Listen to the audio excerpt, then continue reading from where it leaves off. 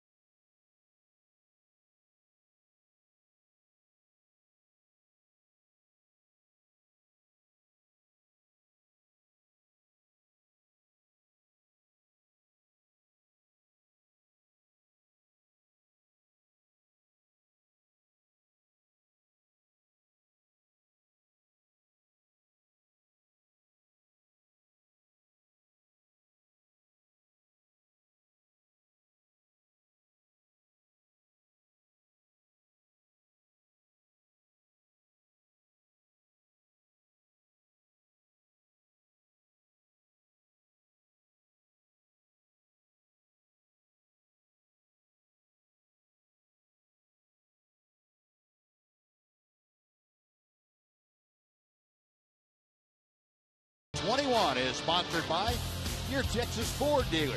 Visit your Texas Ford dealer and drive the best-selling trucks for 36 straight years. Ford is the best in Texas. By TXU Energy, the right things right now. 1-866-CALL-TXU. And by AT&T Uverse TV. Now the Rangers taking the field here in San Antonio, and again, youngsters out at each position. They'll get the autograph from that position player. Rangers with the lineup this afternoon featuring a lot of the extra players, but still a handful of regulars in there. Ron Washington saying, you know, I'd like to get these guys a little bit of time off before we open up tomorrow night. And this originally, you have to remember, there was an off day scheduled in the original schedule for the Rangers tomorrow, and that would have not happened had the schedule remained the same. But the Rangers had their opening game moved up for the national telecast, the official kickoff of the 2013 season, to Sunday night. Ron Washington, Jackie Moore and company. Flashing hellos to their counterparts. And here's the San Diego Padre batting order this afternoon. Kristen Orfia leads things off. He's in right field. The shortstop is Everett Cabrera. Yonder Alonso plays first base, bats third. Hitting cleanup, playing left field, Jesus Guzman. Jed Jerko is the second baseman today, hitting sixth and catching Nick Hundley. Cameron Maben is in center field, batting eighth, playing third base, Cody Ransom. And Will Venable will be the DH and bat ninth. And they will face the 26-year-old southpaw, Derek Holland. Yeah, Derek's had a solid spring. We mentioned this in the open, that the experience he had pitching for the U.S. team in the World Baseball Classic has to be a good confidence boost for him, playing with and against the best players in the world. Derek last year, if you had to find fault with anything, he was a little bit prone to the home run ball. Keep the ball in the ballpark a little bit better this year. The stuff, of course, is there. He wants to throw his changeup a little more often. Got away from that last year. So if he can bring back his changeup to be an effective pitch, a little bit better command with his fastball, right where he wants to be. And the defense this afternoon for the Rangers looks like this. Julio Bourbon is in left field. Leonis Martin in center. Greg Gentry in right. If there's a ball that falls in the outfield between those three guys, it's going to be hit hard.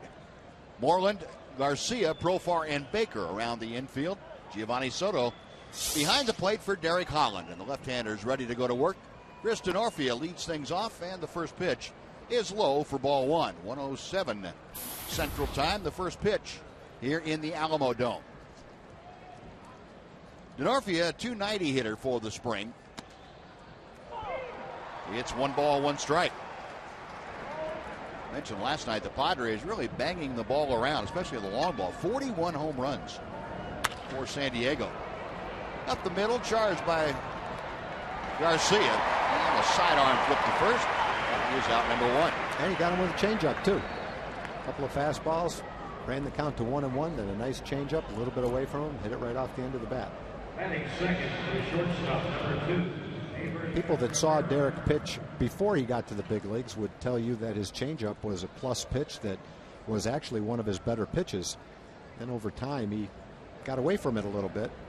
And that's something he's going to try to go back and rely on a little bit more this year. Everett Cabrera takes outside, ball one. Yeah, I was just thinking about that same thing too, Tom. The changeup was so effective for him, and it's hard to really understand how he got away from that. But I guess you do that to yourself. It's a mental thing.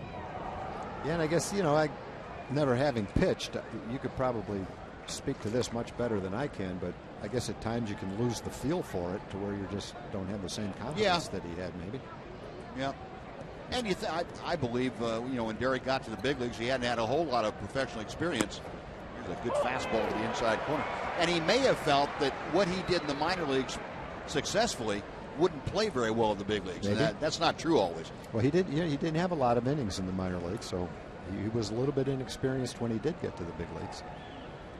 1-2 pitch. That's a line drive foul. That Ranger dugout right in the path of that. Guys standing up and saying, hey, okay, we're kind of in the line of fire over here on check swing foul balls. It's a bad thing to have happen. You get the day off as a regular to get ready for the season tomorrow, and then get drilled by the line drive in the dugout in the first inning of the game. Breaking ball just missed. That has got to be a strike. Lance Barrett calling the balls and strikes, and Derek Holland telling Giovanni Soto, hey, tap him on the shin next time we're going to throw this. That one fooled the hitter, and maybe it fooled the umpire, too. Yep. Now the 2-2. And we'll try it again.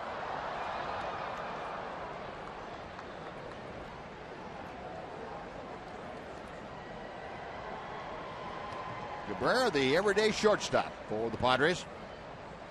Saw the numbers for the spring. 328, a good spring for Cabrera. Little chopper, weakly hit. Moreland underhanded. Holland getting over there in a hurry, and that's out number 2. Well, both outs have come on a changeup. Both outs, the hitter was a little bit out in front of it and hit a weak ground ball, so that's a good sign. Well, last year, Derek pitched about 20 innings less than he did the year before, but he gave up 10 more home runs. That really was the biggest difference between last year and the year before. Opponent's batting average actually went down significantly last year. but he was just a little bit too prone to the home run ball. Now Yonder Alonso, the slugging first baseman for San Diego. Takes ball one, a little bit low from the strike zone. Alonso, 5 home runs, 11 driven in this spring. As a hitter, there's just a dramatic difference facing a pitcher that's a fastball curveball pitcher as opposed to a pitcher who's a fastball curveball and good changeup pitcher. Just a dramatic difference. And a lot of times you can pick up a curveball compared to a fastball, but many times if it's a good delivery with a good changeup, very tough to differentiate between the two pitches. Down the left field line in a hurry is Bourbon. He's going to have to back up and play it on a hop. Going the other way, Alonso has a 2-out single. He is aboard for Jesus Guzman. Batting fourth, the left fielder, number 15. The Padres have their first base runner of the afternoon.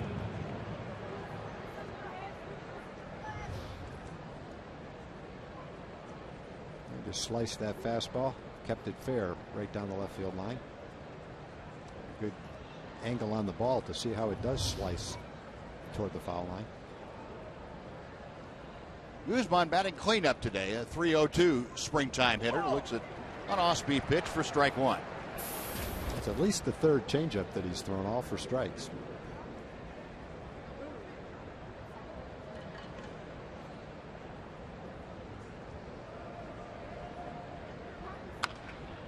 Good fastball. And Guzman not able to turn it up quickly enough, so he's down on the count, 0-2.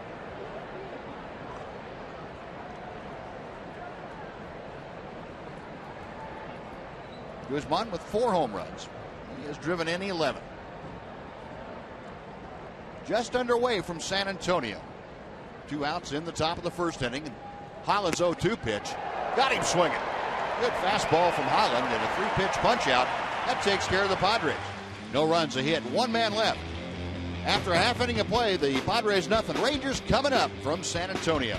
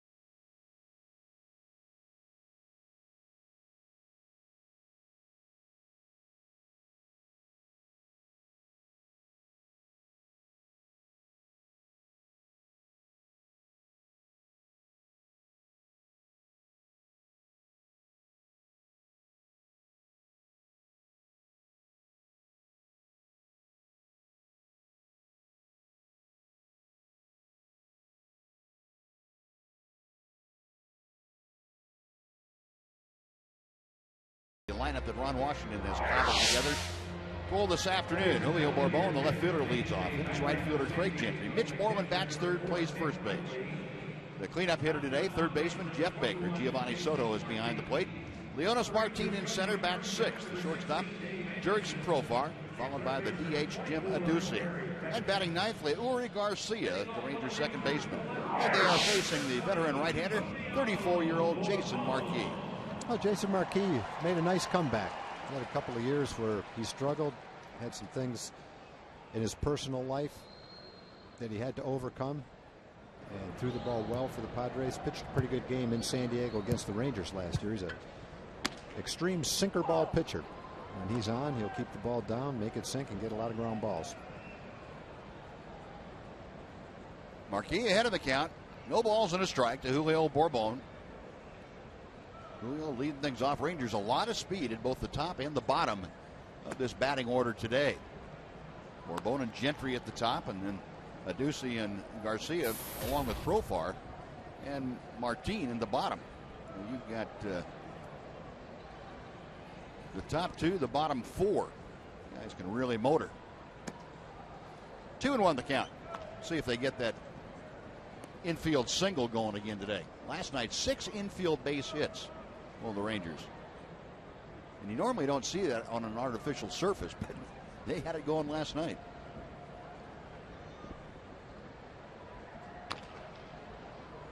Tapper foul, and the count is even to Bourbon. 2 balls, 2 strikes. I mentioned the first pitch today at 1:07 Central Time. Outside temperature here in San Antonio, it's 75. It's 72 indoors in the ALAMODOME. Check swing, and the pitch is low. The count is full. So Julio trying to get on base to start things off for the Rangers. He'll be followed by the right fielder, Craig Gentry. Rangers winning last night's ball game 5-4. Had 11 base hits in that contest.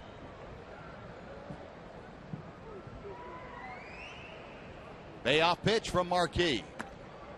Off speed, it's high, ball 4. And Bourbon, with his outstanding speed, is aboard. The leadoff walk puts him there. Batting second, the right fielder, number 23. Jason Marquis not exactly thrilled with himself walking the leadoff man when he got in front of the count. Better knows now he's going to have to deal with a lot of options for the Rangers, and that Bourbon, a base stealing threat. Guy coming to the plate, and Craig Gentry, certainly great speed. So there's a lot of opportunity for the Rangers to do some different things here in the first inning. Gentry, a .345 batter as he stands in. And ball 1 is low and outside.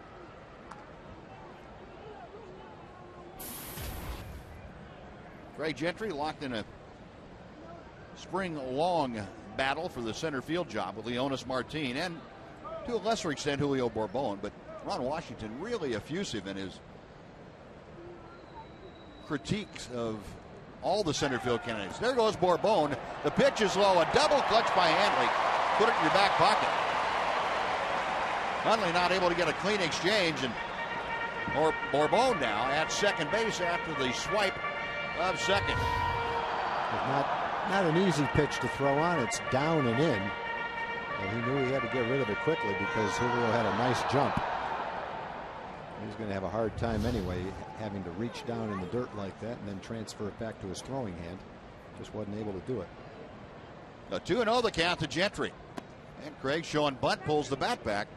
And ball 3 is out of the strike zone. Marquis staring in as if to say, hey, Lance Barrett, where was that pitch? Barrett not giving him any indication of what he thought of it. But he's telling Nick Hundley a little bit. Probably a message he wants him to relay to Jason Marquis. 3-0 pitch is low, ball 4. Well, like Bourbon, Gentry draws the walk. 2 aboard with nobody out, and here comes Mitch Moreland. Batting third, the first baseman, number 18, Mitch Moreland. As a hitter right here, you have to tell yourself, okay, he hasn't thrown a lot of strikes. He's a sinker ball pitcher. He's trying to make me hit a ground ball right here. If that ball's down around your knees, take it. It'll probably sink out of the strike zone. And from Marquis' standpoint, he's feeling like he hasn't thrown the way he wants to yet. 2 walks, but 1 good pitch, get a double play, and sneak right out of the inning. Saw the spring numbers for Mitch Moreland, and he takes ball 1. Moreland in last night's ball game 1 for 3, had a double, drove in a run.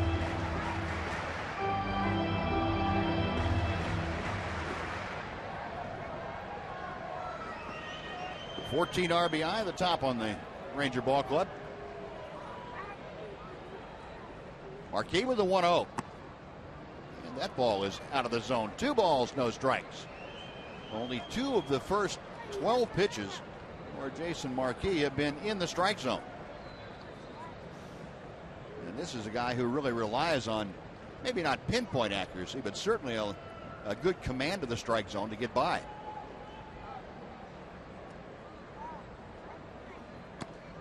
There's a strike. 2-1.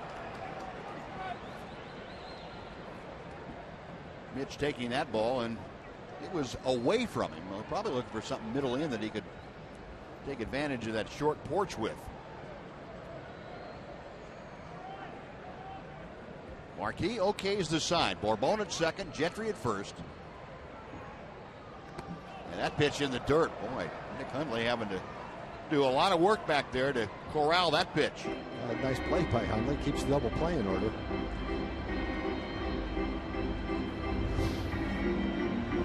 The ball goes by him. 2 ground balls to second base. He can get 2 runs. Yeah. Now a ground ball to second base. You might get 2 outs. 3-1 the count. Now Mitch thinking about something a little bit different than that possibility. And the low ball 4. That loads him up on the base on balls. And it will bring up Jeff Baker. And in fourth, the third baseman, number 15, Jeff Baker. Now Jason Marquis scuffling with his control in the first inning. Has walked the first 3.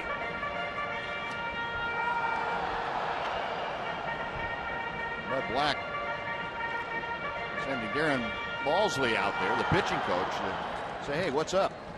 Let's turn this thing around a little bit. What do you say? Bud Black, himself a very accomplished major league pitcher. Kansas City, Seattle, Cleveland, among the stops that he made. Longtime pitching coach under Mike Scioscia, too, with the Angels. Well, that conference finished, bases full, nobody out. Jeff Baker, one of the hottest hitters of the entire spring up there at 429. Ball 1. And that after Baker really cooled off the last week or so. It's nice when you can cool off and still be hitting 429.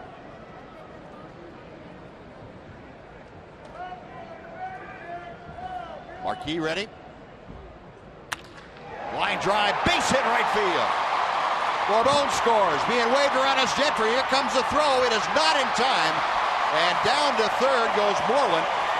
And Jeff Baker continues to smoke the baseball. A 2-run single. The Rangers are on top, 2-0. Marquis hasn't thrown many strikes, but as soon as he got one up in the strike zone, Jeff was ready for it. Hit a hard pass to second baseman. It's kind of like Fenway Park, only in right field. The right fielder's playing shallow because there's not much room out there to begin with. So he feels like he's got a shot by throwing home because he's so close to home plate. His problem was, even if he makes a good throw, he's got Gentry running. It had to be a perfect throw to have any chance. Mitch had stopped at second as soon as he saw the throw go through. Then he trots over to third. Now Giovanni Soto, and he takes a pitch at the knees for strike 1. That's something that Wash wants the base runners to do every time. If you're the runner, you see the ball go through, take the extra base. Doesn't matter if you're a fast runner or not. If you're a good base runner, you can get the extra base. Moreland at third, Baker at first. Marquis with the 0-1. That's just a little bit inside. 1 ball, 1 strike. Ron Washington encouraging the club, as Tom said, to get back to the fundamentals of aggressive base running. How much of that's the mental preparation of being aggressive on the base pass? Yeah, I think it is a mindset. And it's also the kind of thing that when you see guys at the top of the order, you see the guys at the top of the order like Elvis and Ian doing it, and you say to yourself, okay, that's what we're doing. And if you're a good base runner, you hear this all the time, but it's so true. If you're a good base runner, you don't have to have great speed, but you have to have the good instincts and you have to be aggressive. And I think it's the kind of thing that Wash wants to be the mindset of the whole team, not just the guys that are looked at as great base runners. couple of hard hit balls, that last one by Soto for an out. Here's Leonis Martin, and he hits a rope foul outside first. He turned on that ball just a little bit too early. It's 0-1. You're talking about the aggression. As I remember when Vlad Guerrero came over to the Rangers, you know, in 2010, he'd lost a couple of steps. He was a very fast runner at one time, but you know, he didn't have great speed anymore, but he was still aggressive.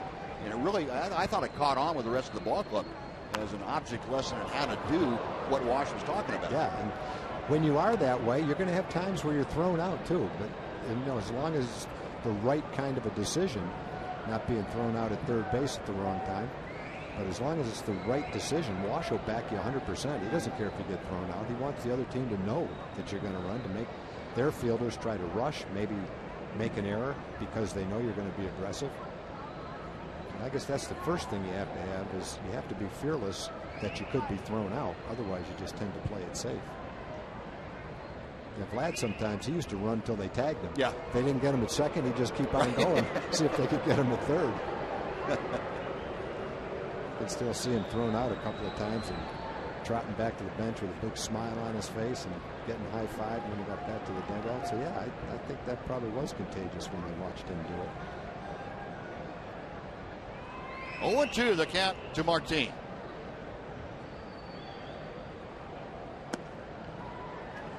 One and two now. So 3 consecutive walks for Bone Gentry and Moreland. The 2-run single by Jeff Baker. Soto a line shot to shortstop. That leaves Moreland at third, Baker at first, and 1 out for Leonis Martin. Martin down to the count, a ball and 2 strikes.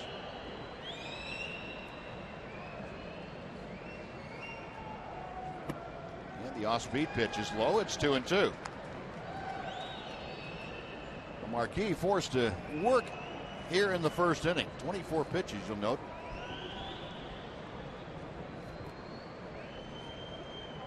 A little more than the right-hander had anticipated going out there.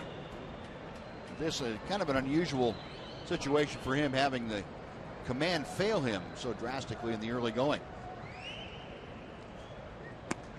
And that's low and inside. 3 balls and 2 strikes. Martin hitting in the number 6 slot. He'll be followed by the shortstop, Jurickson Profar.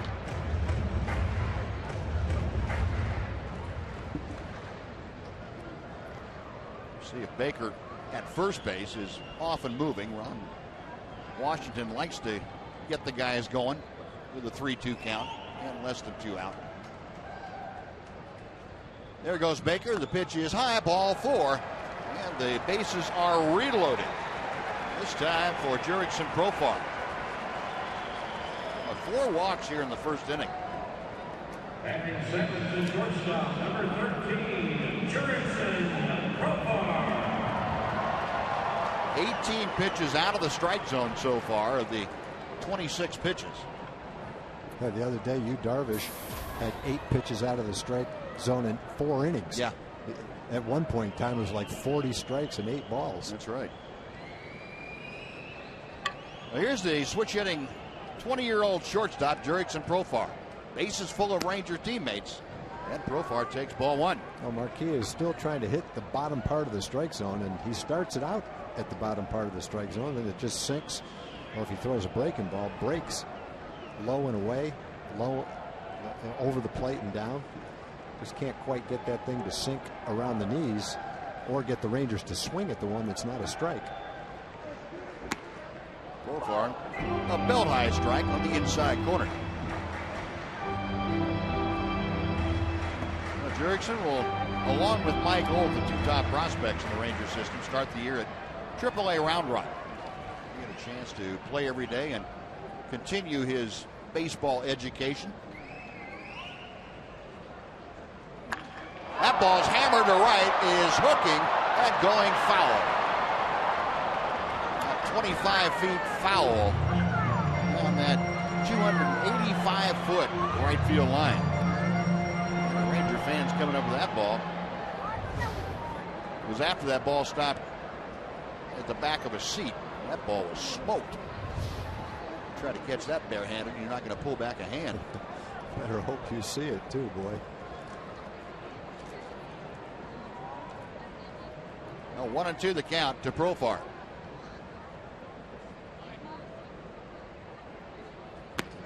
Got him swinging.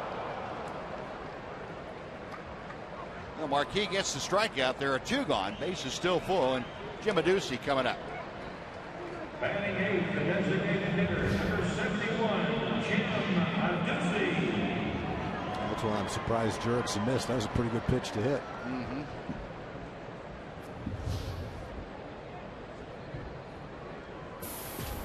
So Aducey steps in again. A very, very good spring for the versatile outfielder slash first baseman. 404 with 9 RBI. Ball 1.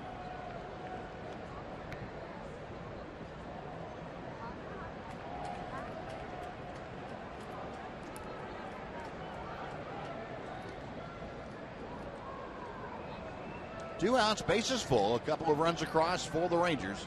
Looking for more here in the first inning. Rip and a miss. It's a ball and a strike.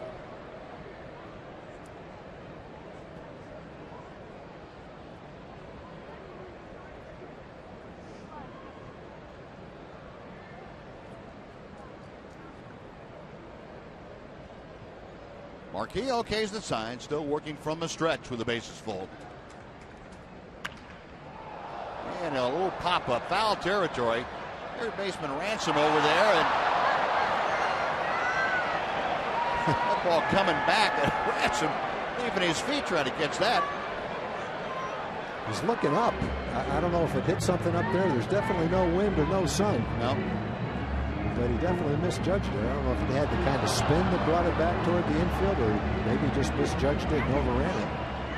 Maybe he didn't see it very well. Maybe it blended into the ceiling. That's quite possible. Lights, as we mentioned last night, is set up for the football configuration. So you get on the foul lines around home plate and outside first and third, you don't get quite as much lighting.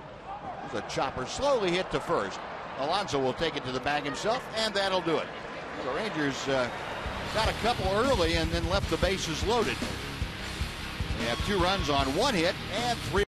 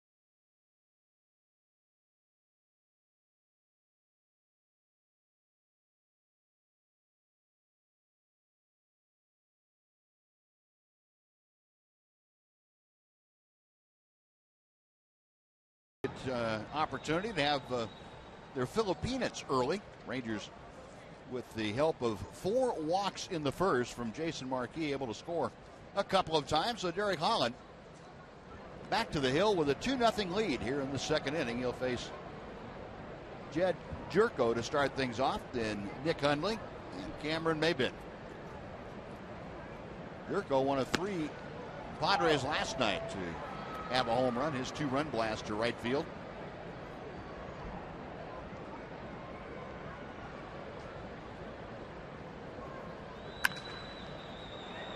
2 hopper that's right at Jeff Baker.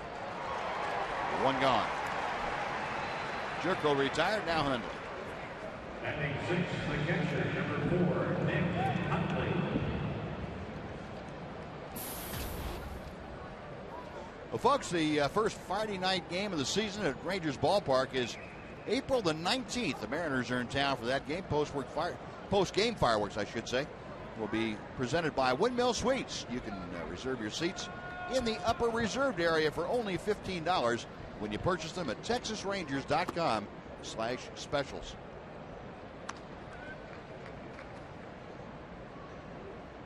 Nick Hundley, a .353 hitter for the spring.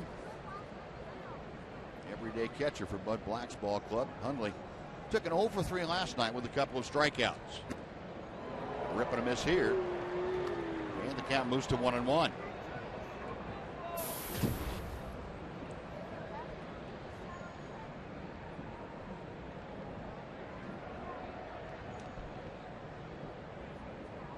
Holland back to the plate. Foul back. A ball and 2 strikes. Derek Holland in the early going here able to pound the strike zone pretty well. He's gotten ahead of most of the Padre hitters, including Hundley.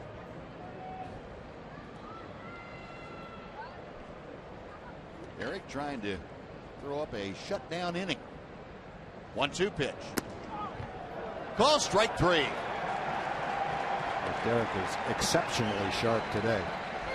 We don't have a radar gun, but it looks like he's got his top velocity. He's got good command. He's thrown some good curveballs, 3 or 4 really good changeups. Through 6 hitters, that's about as sharp as he could hope to be so far in this game. Couple of strikeouts now for Holland. And 2 gone, bases empty. Cameron Maben will be the hitter. 1-0. Maben at .310 for the spring. Only had 1 official at bat last night, had a walk, and 0 for 1 the result of his 2 plate appearances. Good off-speed pitch. Bending in for a strike, and that evens the count.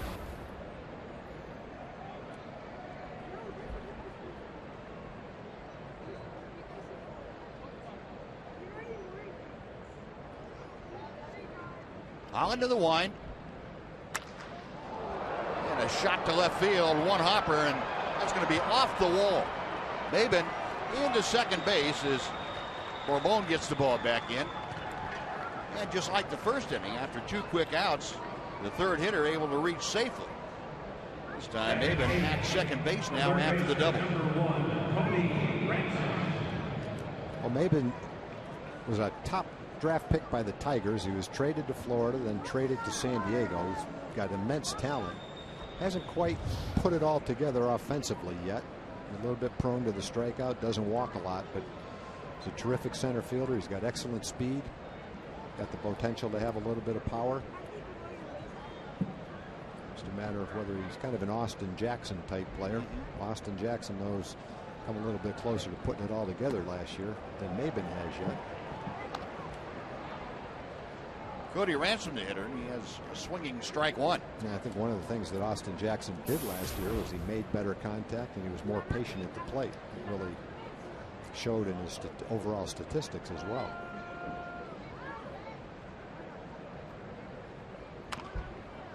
Little number off the end of the bat. Holland off the mound in a hurry. Underhand to Moreland, and that'll do it. Well, the 2-out double by Maben. No damage as Holland gets Ransom. Side retired, no runs, a hit. 1 man left. On to the bottom of the 2nd. Rangers by 2 over San Diego from the Alamodome.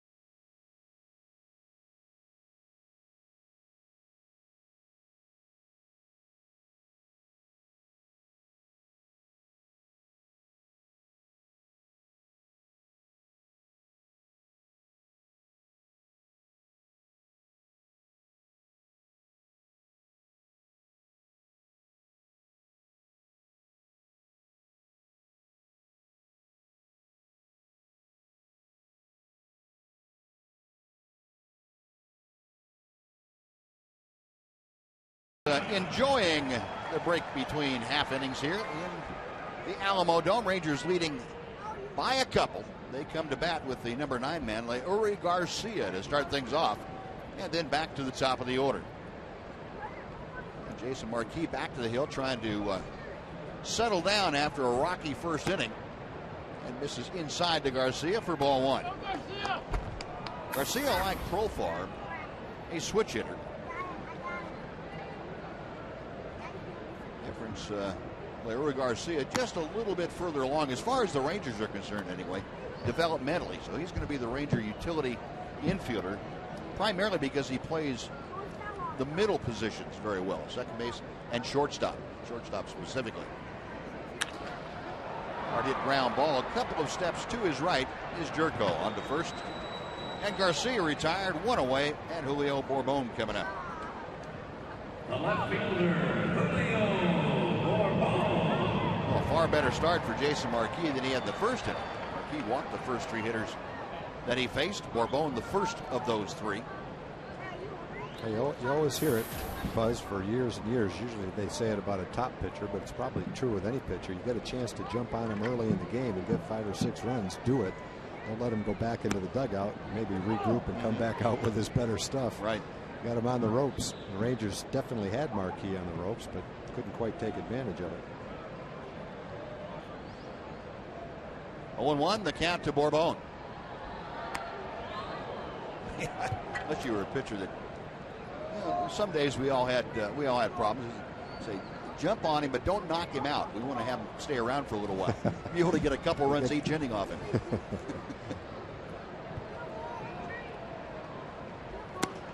And a called strike to the inside corner makes it 1-2. He's thrown that pitch a lot. I don't know whether it's a cutter or a slider. Most of them have been inside. A lot of them have been low. You can tell he's working on that pitch to try to have something to counteract the sinker away to a lefty. A little bit low and inside. That was a delacer. Unlace Julio's shoes. 2-2 the count.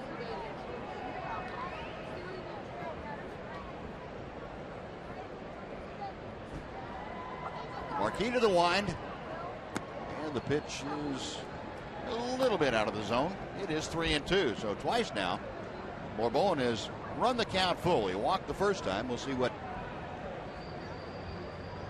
Marquis does here. Bourbon trying to get aboard in front of Craig Gentry.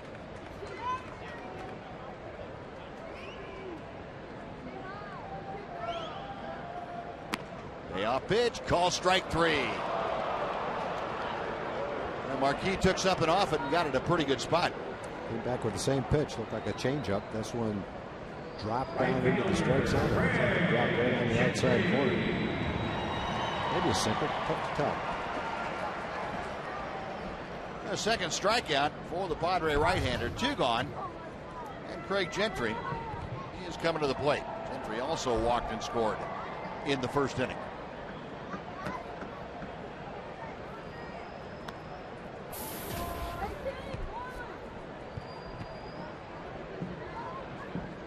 Markedly different Jason Marquis here in the second. First inning took him 34 pitches and to extricate himself. Still left trailing 2-0. He's had 11 pitches this inning with decidedly better results as Jason Marquis. Chopper to third. Ransom across the diamond, and that'll do it. So the Rangers, after scoring 2 in the first, go down in 1-2-3 fashion in the second. We're moving to the third in San Antonio. Rangers 2 and the Padres nothing.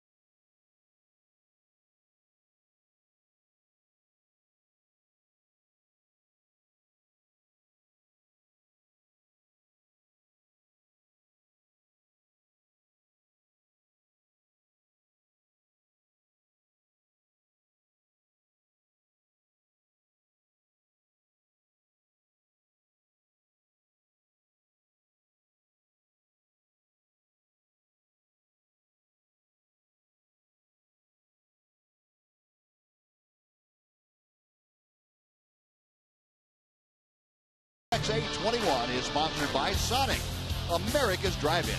This is how you Sonic. And by Southwest Kia. Check out their deals at southwestkia.com.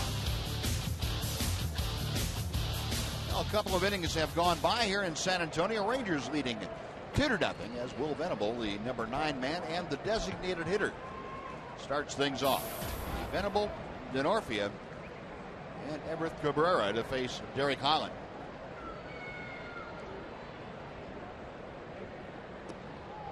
Off speed, 2 balls and no strikes.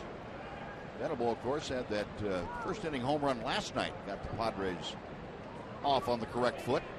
He ended up going 3 for 4 in last night's ball game. He had 3 of the 5 hits for San Diego in that contest.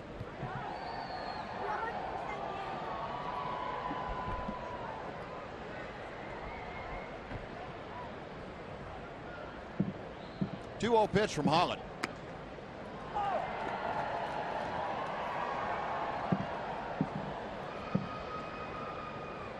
See the focus on Derek's face looking into Giovanni Soto. Derek said that's really what he has been working on in spring training, is pitch to pitch, keeping that tunnel vision that pitchers have, or develop anyway. 2-1 changeup for a strike. I think he's throwing 5 or 6 of them. Almost all of them have been strikes. Call strike 3. Fell behind 2-0, and fastball, changeup, fastball. See you later. Strikeout number 3. And 2 of them have been called third strikes. It's definitely a strike. It looks a little low where he caught it, but not where it went across the plate. I think Derek said before the game he wanted to keep the ball down. Didn't want the Padres to get the ball up in the air to right field today. Good idea. Yeah, it's not a bad idea at all. Here's Denorfia. And the breaking ball is a bit low for ball 1. Denorfia hit a chopper out to second base as he got proceedings underway here this afternoon.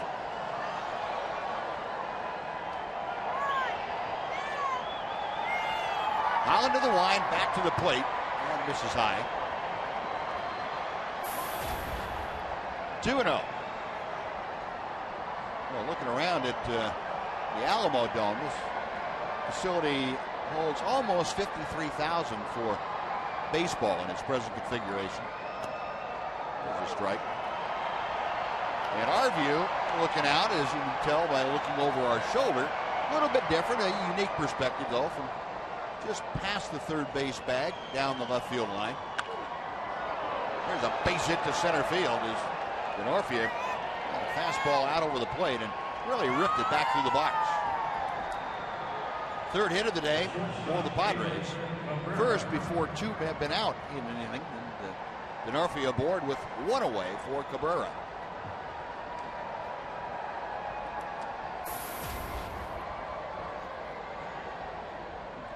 Cabrera, ground ball to first.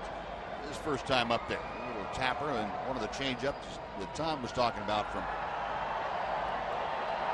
Derek Holland got the job done. And a fastball knee high outer part of the plate. It is 0-1. As I was saying with the crowd, that 53,000 are just short of it capacity here for baseball, and it looks like we could have 42, 43, maybe as high as 45,000 on hand here tonight. Derek really is, he's working on his changeup and he's thrown it well for strikes.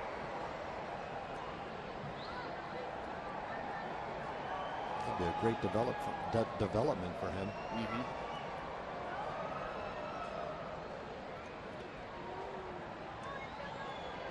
0-2 pitch. Just inside. Well located fastball. And it's 1-2.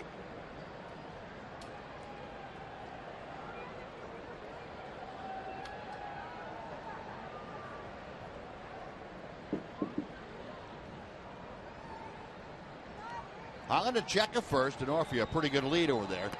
1-2 pitch. Cabrera lifting his arms to let that ball go by inside. 2 balls, 2 strikes. Now the pitch that Derek Holland wants to get Cabrera on. You don't want it to go 3-2 after being ahead 0-2.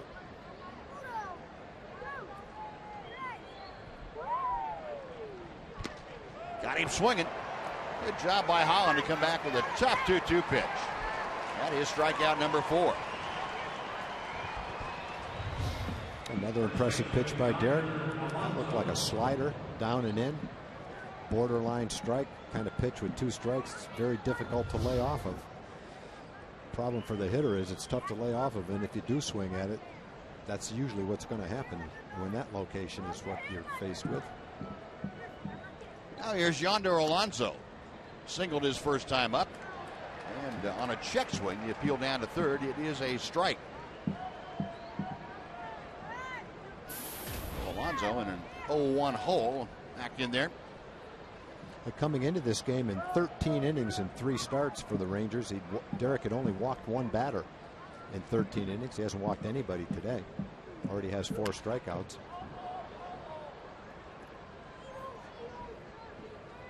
Well, you had mentioned between innings, Tom, and I agree with you. This may be as well as we've seen Holland throw in the last year. Yeah, I agree with that, Buzz. 2 years ago he threw 4 shutouts, right, and then almost shut out the Cardinals in the World Series. He threw a lot of games like this. Last year he had a lot of good games. He threw the ball well. The opponent's batting average was a lot lower last year than it was the year before. He just gave up a lot of home runs. But I think right now he's throwing better than almost at any time last year. Looks like he's got a little more hop on his fastball too. Of course, when you're throwing 10 or 12 really good changeups, it'll make the hitters react to your fastball differently. Sure. But he looks good so far today. Little toss to first. That'll drive Denorfia back. 0-2 the count to Yonder Alonso.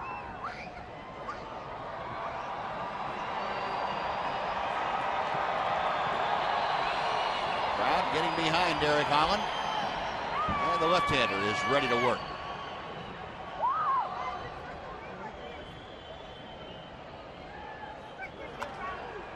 Now it's straight back.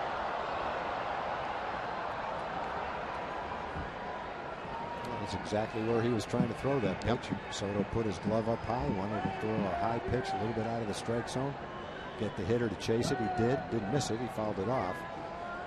Gives you a lot of alternatives right here, though, after that pitch.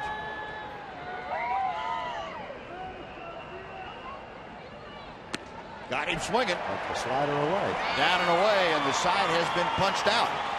Worked around a 1-out single, but Holland gets the 3 strikeouts. 2.5 in the books. Rangers 2, Padres nothing from San Antonio.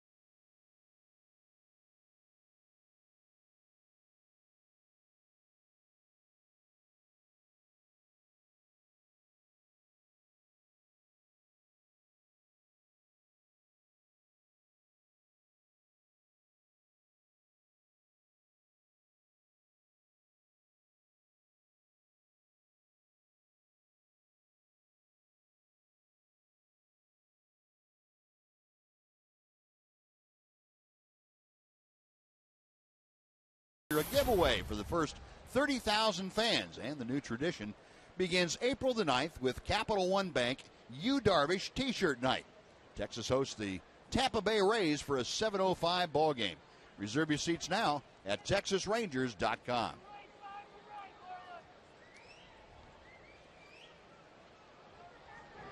That young man's getting a little talking to from Mom. Yeah, that's a teaching moment. Yeah.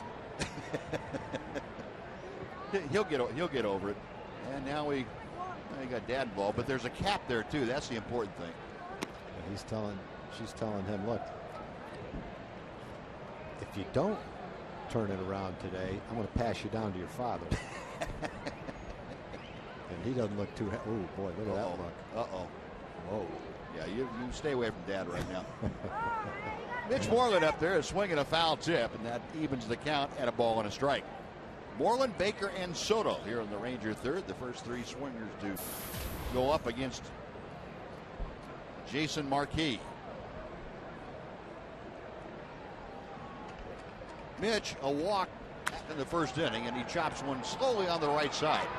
Alonso will take it to the bag just in front of Mitch Moreland. That is out number one, and that's now 6 straight sent down by Marquis and the Padres after a disaster for the first 6 hitters.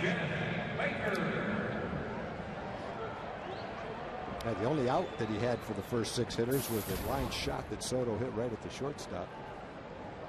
He almost took Cabrera into left center field. Yeah, otherwise 2 more runs would have scored. Now here's Jeff Baker. The only hit of the afternoon for the Rangers. No surprise that Baker has it. It drove in a couple in the first inning. Represents the difference in this ball game. And a swinging strike one. So Baker upping his spring RBI total to 9. And right at 50 at bats. Next pitch popped up. Behind home plate, Hundley off of the mask. Waiting for it to come down, makes the grab. And that is out number 2.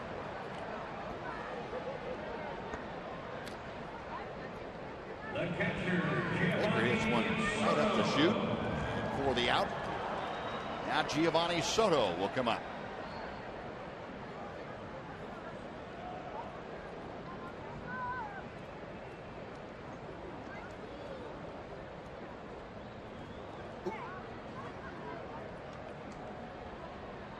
Soto, as Tom told you, lined sharply to the shortstop his first time to the plate. And Marquis misses low for ball 1.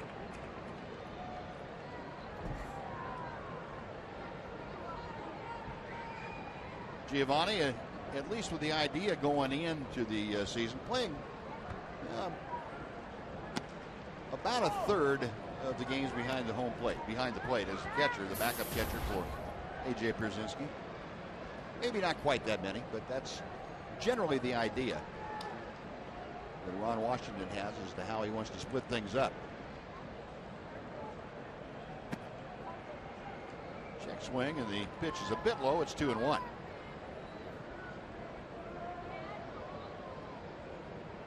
It's almost a luxury these days, though, to have 2 guys in Pierzynski and Soto or qualify as everyday catchers. They're on the same ball club. 3-1 now. One of the areas with the payroll uncertainty and things like that, the bench and your backup players have been cut back a little bit. Cabrera just past the rim of the infield on to first, and that'll do it. So the Rangers again down in order. 1, 2, 3. That's 8 straight. Sent down by Jason Marquis. We have finished 3. It's the Rangers 2 and the Padres nothing from San Antonio.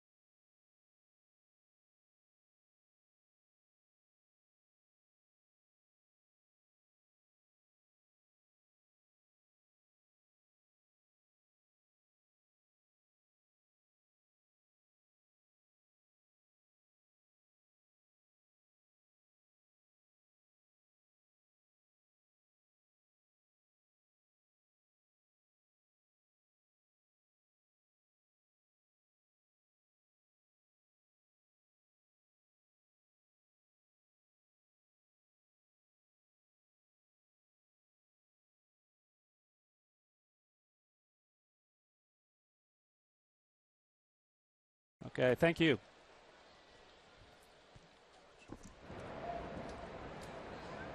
Now we're going to the fourth inning.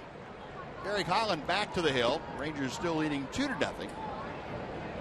His counterpart, Jason Marquis, has kind of settled down, retired 8 straight Rangers. And Derek Holland has been very, very good here this afternoon. 5 strikeouts through his first 3 innings.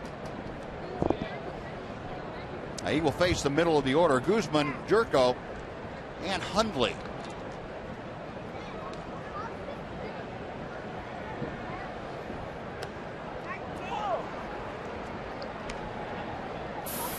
Oh, 0-1 the count to Jesus Guzman. Guzman a strikeout his first time to the plate. Derek has had at least 1 in each of the first 3 innings. Struck out 3 in the 3rd inning. That sandwiched around sandwiched in between was Tristan Orphea's single. And Holland again out in front, 0-2 to Guzman. We were talking last half inning that Derek was out there. There's a swinging strike 3. That is 6 strikeouts, 3 in a row for Holland. I got him on 3 straight off-speed pitches. A couple of curveballs. Looked like the last one might have been a slider. Let's take a look at it. Down and away. Punched him out on a good fastball that he took in the first time up. So Guzman has seen a lot of pitches, all of them quality, with not much of a chance to do anything with any of them. So far, it's one of those. A lot of times, Buzz, a guy will pitch a good game, and you'll say, you know, he really had good stuff today. Needs to get a little bit better command of this pitch or work on this. Today, I don't know what you could say other than everything looks good. That's off the glove of Baker. It's going to go for an error on the Ranger third baseman. The throw was late, and Jerko able to leg out the throw from Jeff Baker. So an E5. That puts a man aboard with 1 out for Nick Hundley.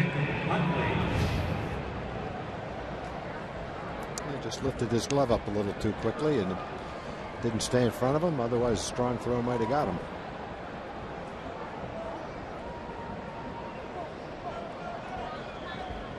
Yeah, Derek Holland, I guess if you want to nitpick there, you could say there's always room for improvement. I don't know where you'd look today. Maybe if you want to be a pitcher that's overly analytical, pitch selection, might not have had one pitch following another exactly the way you'd like. But I sure can't pick it out. No, I couldn't. You know, the one thing about Holland's time today, there's a foul ball off the bat of Hundley.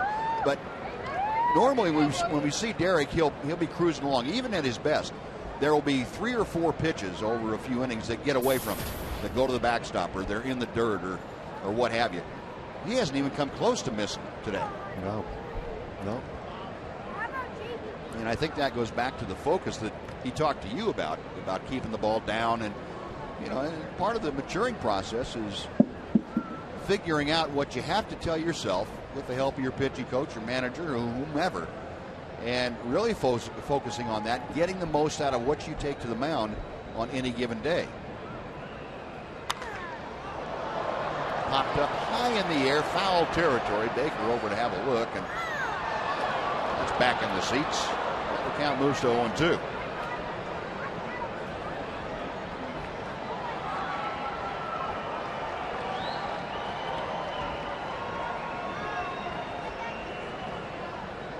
Holland from Newark, Ohio.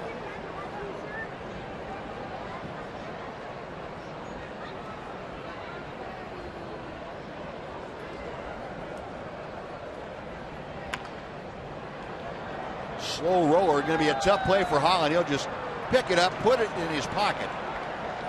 There was no chance to get Hundley going down the line, no chance to get Jerko at second.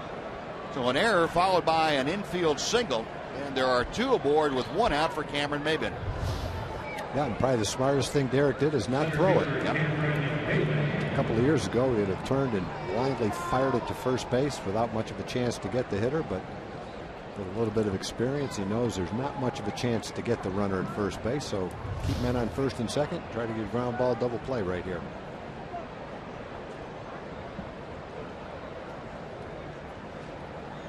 We have a new first baseman. That shot you just saw, Brett Nicholas, has come into the game. And Cameron Maben. A little tapper foul down the third base side. It's 0-1. He's looking fastball all the way. Thought he got a fastball belt high and out over the plate, but it was a changeup and he was out in front of it. Well, last year, I would have to guess that most of the home runs Derek gave up came on fastballs up and out over the plate. And with a better changeup this year, you've got a much better chance of throwing a fastball up and out over the plate and having the guy foul it off. And yep. Not quite as geared up to hit it when he knows you've got that changeup. Fastball just missed, and the count moves to 1-1. And I think you also, when you add that changeup you're talking about, Tom, you get away with a few more hangers on the breaking ball.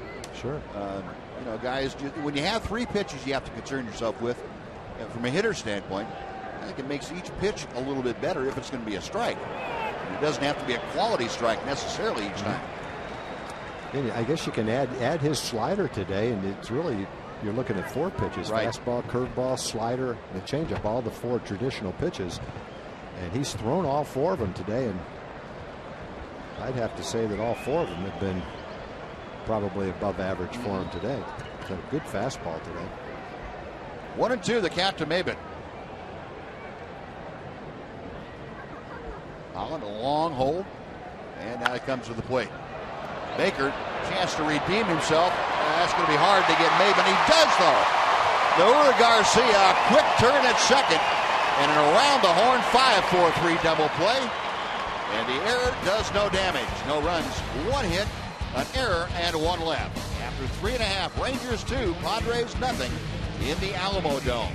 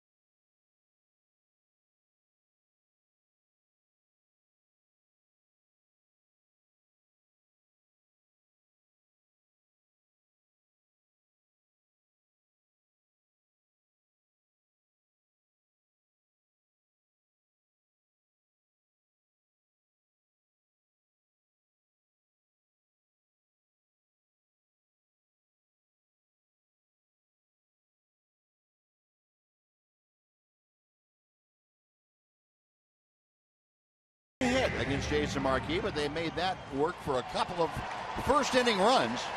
And Derek Holland has made that stand up through 3.5. 2-0 Texas. Jason Marquis back to the hill. He's retired the last 8 that he has faced. And the right-hander now will face Leonis Martin to start things off, followed by Jurickson Profar and Jim Adduci. Rangers trying to get to the 500 mark for spring training. It would be the first time since 2009 that they have been at 500 or better. Martin steps in, having walked back in the first inning. And he shoots that first pitch well foul outside the coaching box at first. It is 0-1. Well, Marquis, facing the bottom part of the Ranger order now, has really turned things around. 34 pitches for the right-hander in the first inning. The last 2 innings total 22. Well, that's exactly what you were talking about, Tom, allowing a pretty good pitcher to get himself squared around after a rough first inning and not being able to do anything against him from there on. Yeah, he had the movement on his sinker that he wanted, and the cutter or slider, whatever it is that he throws, looked good. He just wasn't able to throw it where he wanted to.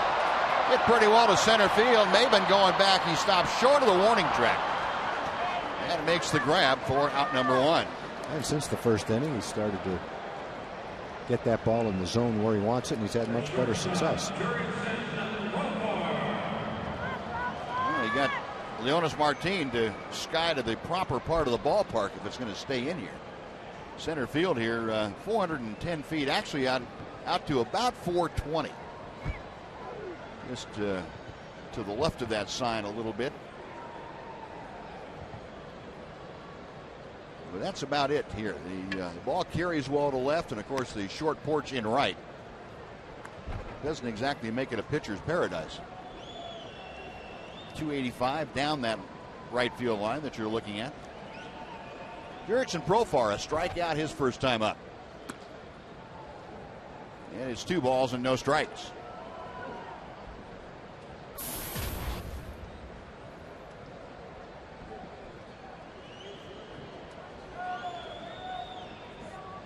Marquis back to the plate. 2-1.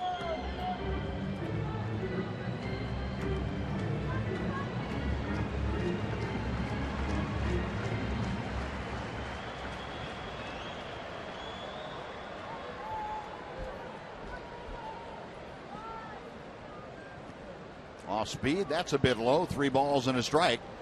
So Profar trying to get aboard with 1 out. The Ranger designated hitter will follow. It's Jim Adduci.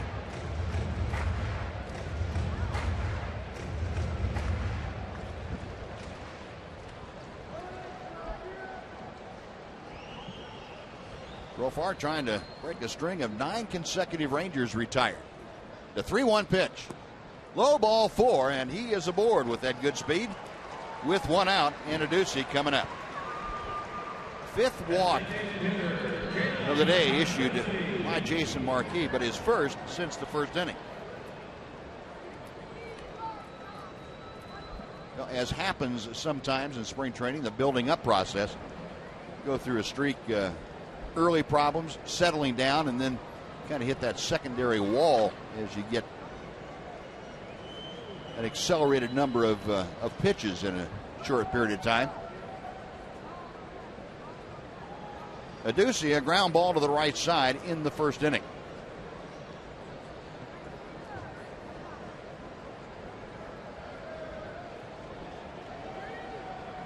Oh for 1 today, and he was 0 for 1 in last night's ball game. Profar, good lead at first. And a pitch out, and boy, Hundley going out there almost got crossed up. That was a pretty nice catch right there. He's looking for it up and away. It was down and in. Whoops. I might have hit the umpire right in the foot, too, if he didn't catch that. You pull a leg muscle doing that. Yeah. Man. 1 ball, no strikes. There goes Profar. The pitch is low. The throw is high. And Profar in with a stolen base. That's the same kind of pitch that Hundley got when he tried to throw out Martin, or Bourbon, I guess it was. Down and in, sinking down and in. Tough pitch to throw to second base on. You have to reach down for it, then transfer the ball. Takes a little bit extra time, and that extra time is all a fast base runner needs. The second stolen base of the afternoon for the Rangers. Bourbon now in scoring position. 1 away, and a 2-0 pitch is low and outside. 3-0 to Adduci. Rangers in last night's ball game had 3 stolen bases and 2 here this afternoon. So they've gotten that base stealing part of the offense back in gear. The 3-0 pitch. And ball 4 is low and outside. Back-to-back walks. 2 on, 1 out for Leury Garcia.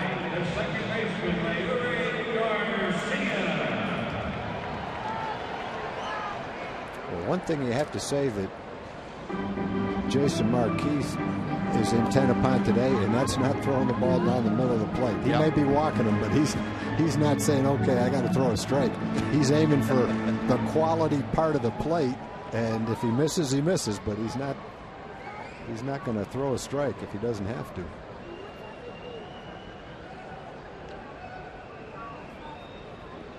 First pitch to Garcia, a knee-high strike. It's 0-1.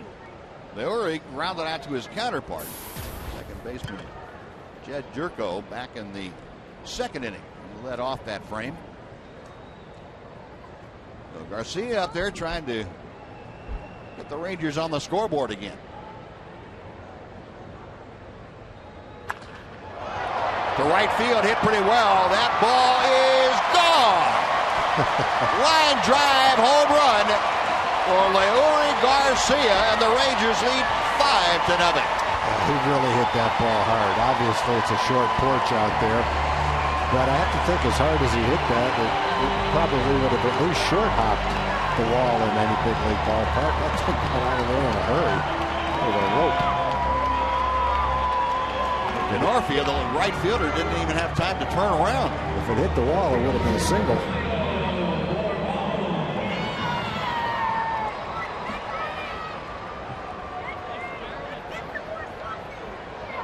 Just that if you had to pitch in this ballpark as your home ballpark, the one thing the pitching coach would say every day to every pitcher is don't walk it again. Yeah. You're going to give up some home runs. Just make sure they're solo shots.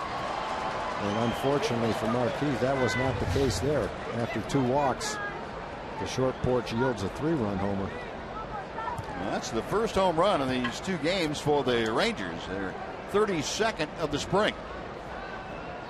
And Leori Garcia's second home run. No Bourbon up there after the foul pop. He takes strike 2, a knee-high strike.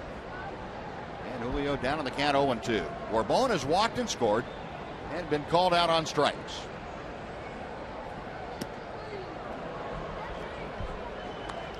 One and 2.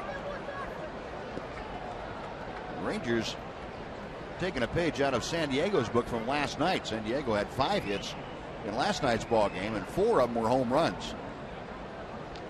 Scored their 4 runs, all on home runs, and the Rangers this afternoon have 2 hits. 1 a 2-run single and 1 a 3-run home run. Optimizing the offensive opportunities.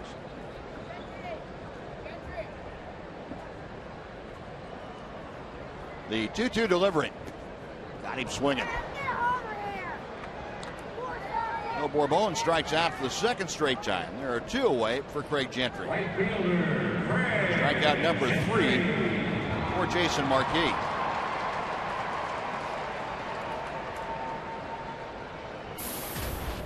Gentry walked and scored in the first, grounded out to third in the second inning.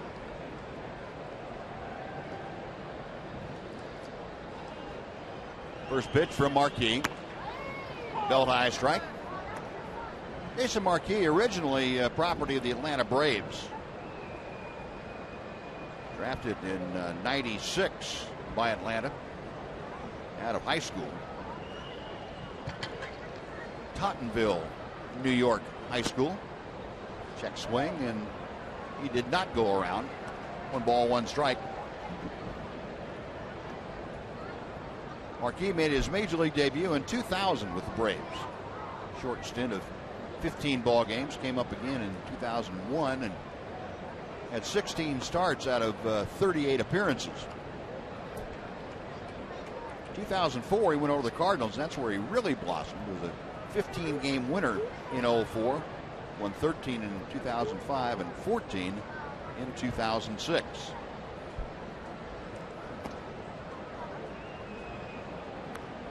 Three and 1 now, the count to Gentry. Craig trying to prolong this 4th inning, getting aboard hopefully in front of Brett Nicholas.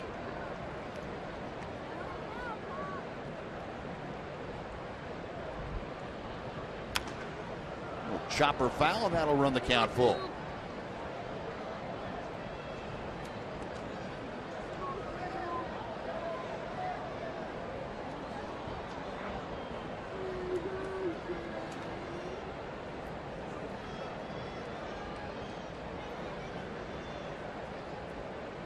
Gentry waiting, Marquis to the wind, and the payoff pitch. That's spoiling it right there. Just in case this is going to be a called strike, I'm going to foul it off. Wow. That's a late decision. Last second reaction. Not that easy to do either. Again, the 3-2. Base hit to left field. Got him a chance to get a good pitch to hit and get a base hit. So Greg aboard, and very definitely a base running opportunity for Gentry. 2 outs. Red Nicholas will come up for his first at bat, and it looked like he's going to face Jason Marquis. Bud Black out to the mound, and he is come on, Jason. That's the end of the afternoon for you after 3 2/3. So Marquis gone. New pitcher coming on for the Padres. We'll tell you all about him right after we take this break with the Rangers.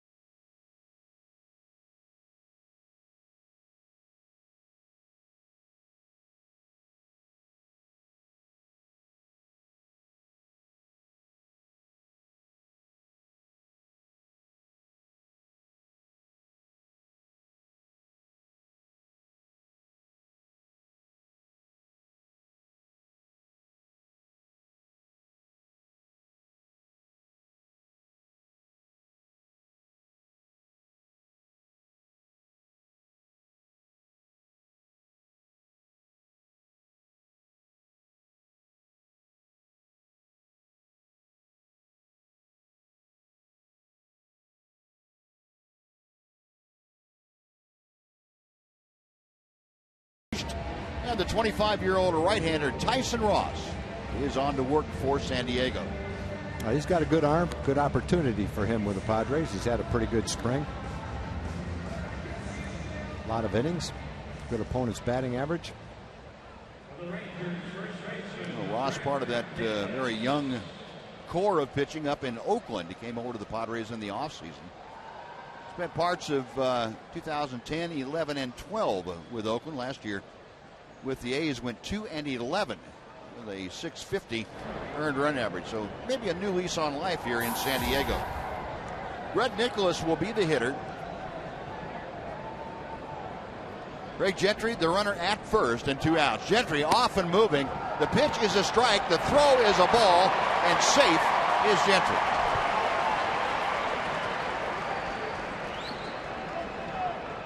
Greg Gentry has just been outstanding this spring. He is now 7 for 7 in springtime stolen bases. Third Rangers stolen base of the afternoon. It couples with a trio of swipes last night. Ground ball off the bat of Nicholas to third base. Ransom across the diamond, and that'll do it.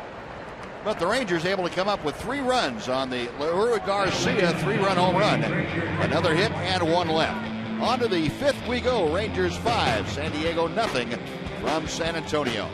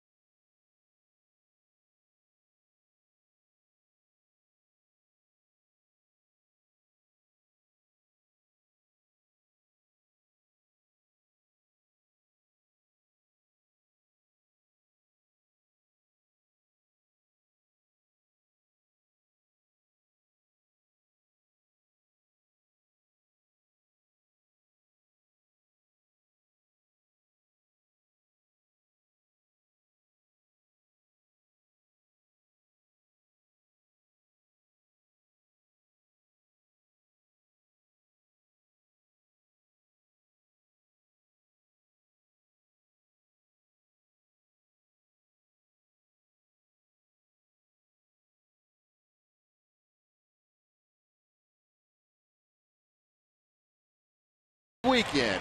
Joining us, Reed Ryan. And Reed is the president and CEO of Ryan Sanders Baseball.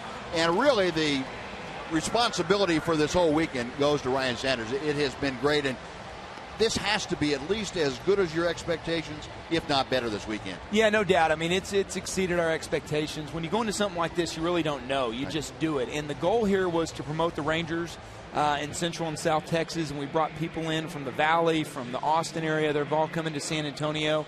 And what a great way to kind of kick off the new relationship with Fox Southwest being all over the state than to have a game like this. And that was the goal, and so it's been a lot of fun. Well, the enthusiasm here with approaching 80,000 people, if not surpassing that, that is fantastic for the first go-around. Yeah, it really is. I mean, to have that many folks come out in a non-traditional baseball setting and go away as happy as they've been has been very rewarding. And, you know, the games have played pretty fair. It's been, you know, pretty close to regular big league baseball. It was a pretty big undertaking, an ambitious undertaking. How about the logistics to put the game on, to put the field down, the planning? Well, he caught it. Wow. Well, I'm glad we moved that fence back a foot, you know, or that would have been out of here. No, but, you know, Tag, I got to thank J.J. Gotch and the Round Rock Express grounds crew, Garrett Retta-Hayes and George King, and then all the guys here with the ALAMODOME. It has taken a tremendous amount of folks to make this game happen, and what a great catch right there again. Wow, he couldn't have got any higher. Great camera shot. But, you know, stuff like that fence. We brought Major League Baseball in, Murray Cook, and they wanted to replicate the baggie that they had for so many years at the Metrodome. And so where if a guy did make a catch just like that, he wouldn't be hitting up against seats or a concrete wall or something. So a lot of people had input into this game, and we're really happy with the way it's turned out so far. I'm sure there had to be a little bit of trepidation putting this whole thing together. And this time lapse, by the way, goes back to March the 11th, and that's not very much time to get everything fitted and in place and properly working for you. Great job by all the folks that got together on that.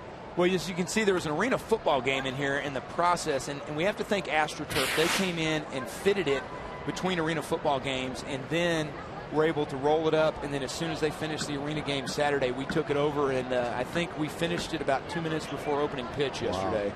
Well, from our perspective, everything looks perfect. From your perspective, if this continues to be an annual event, what are some of the things you'd like to do next year? Well, you can see the big net there on the left that we came in. That was one of the things. The press box here doesn't have bulletproof glass, so fans are wondering why we had to hang that big net, and it was just so that somebody wasn't hurt. Another good catch if a ball hit the glass. So that was one thing we had to do. The lighting in the facility is a little bit all over the board. Where the Spurs used to play in the basketball setup, which is kind of second base area, you're well over Major League standards. And some of these corners, like on the ball Ransom missed earlier, it drops down to, in some spots, you know, maybe AA standards. And so a little bit of that, you know, discrepancy in light takes a little while to get used to. The roof is actually taller than Tropicana Field, but there are some things, speakers and some catwalks and stuff up in there. We had to create some ground rules. And so, you know, it's had its challenges, but at the end of the day, it's a 55,000 seat facility, and putting close to 40,000 yesterday, over 40,000 today, there's not a lot of big league ballparks that get that many people in it on a regular basis. Exactly. Almost 53,000 capacity here, possibly. That's getting a pretty good workout. That one's not going to stay in the ballpark, though. That is out of here as Chris Denarfia able to hit the seats in right center field off Randy Wells. And that's the first San Diego run of the afternoon. It's now a 5-1 Ranger lead. Well, he had 3 fly balls, and they've all were flirting with danger a little bit. That one snuck out, and here the fans are throwing it back. He's probably going to get home, whoever caught that ball, and go, why did I throw that back? That was fun at the time, but I wish I had it. It might have been peer pressure. Look, he's like, I can't believe you did that. Let's see, that was out to 287, and that ballpark in Arlington, that's probably right at the warning track, maybe slipping out. It's got a chance to sneak into the bullpen. I will tell you pretty well. The little dirty secret we have is the 387 sign actually was supposed to be on the other side of HEB there, so that's probably about 370 something, but okay. It's still a good poke out there.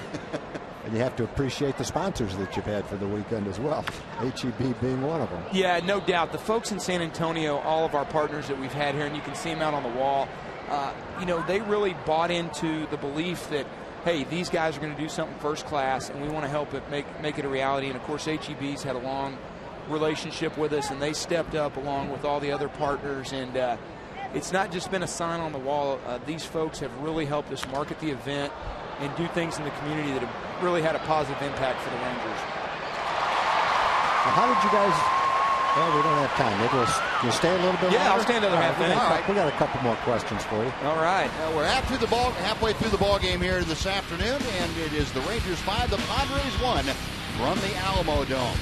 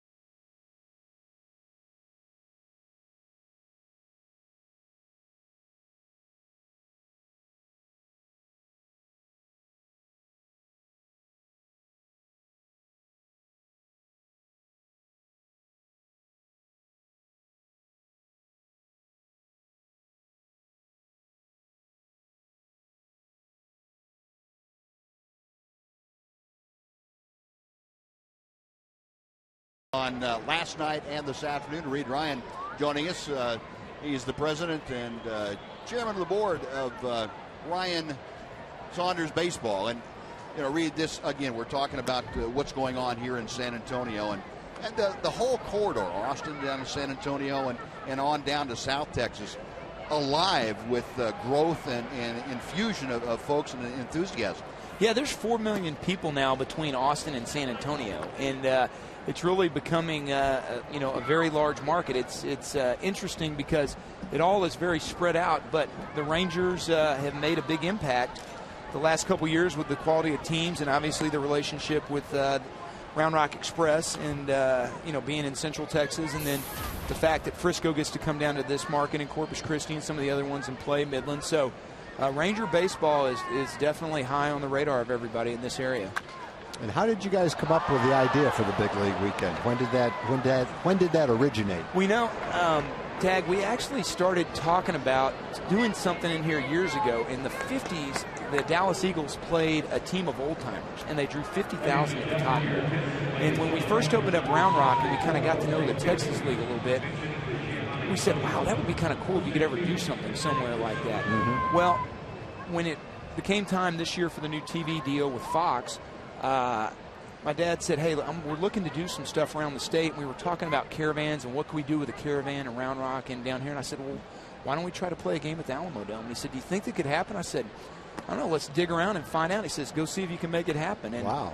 One thing led to another, and I contacted Mike Zawaya, who is with the Convention and Visitors Bureau and runs this facility as well as the convention center. And we got in here, started measuring and, kind of spitballing, and the next thing we know, here we are. We're playing 2 games. That's great.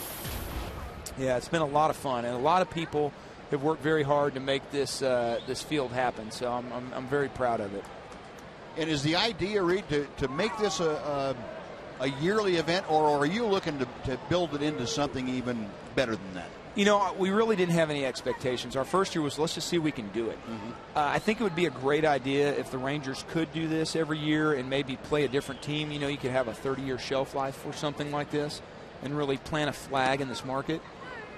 We looked at first, the players have to have a good experience. If the field doesn't play right, if it makes baseball a joke, then guys probably aren't going to want to come back. But I think what people have seen is I feel like the intensity level on the field's ratcheted up just a little bit from spring training because there are so many people here, and these guys are competitors, you know?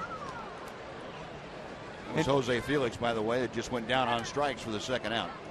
And, you know, guys get ready to get out. They want to get out of spring training. It's Groundhog Day, as you know, after a while. And these guys are night owls, and you got to sort of make that transition from being up early in the morning to kind of getting your sea legs for the season. And sort of getting out of town is probably a good idea in doing something like this.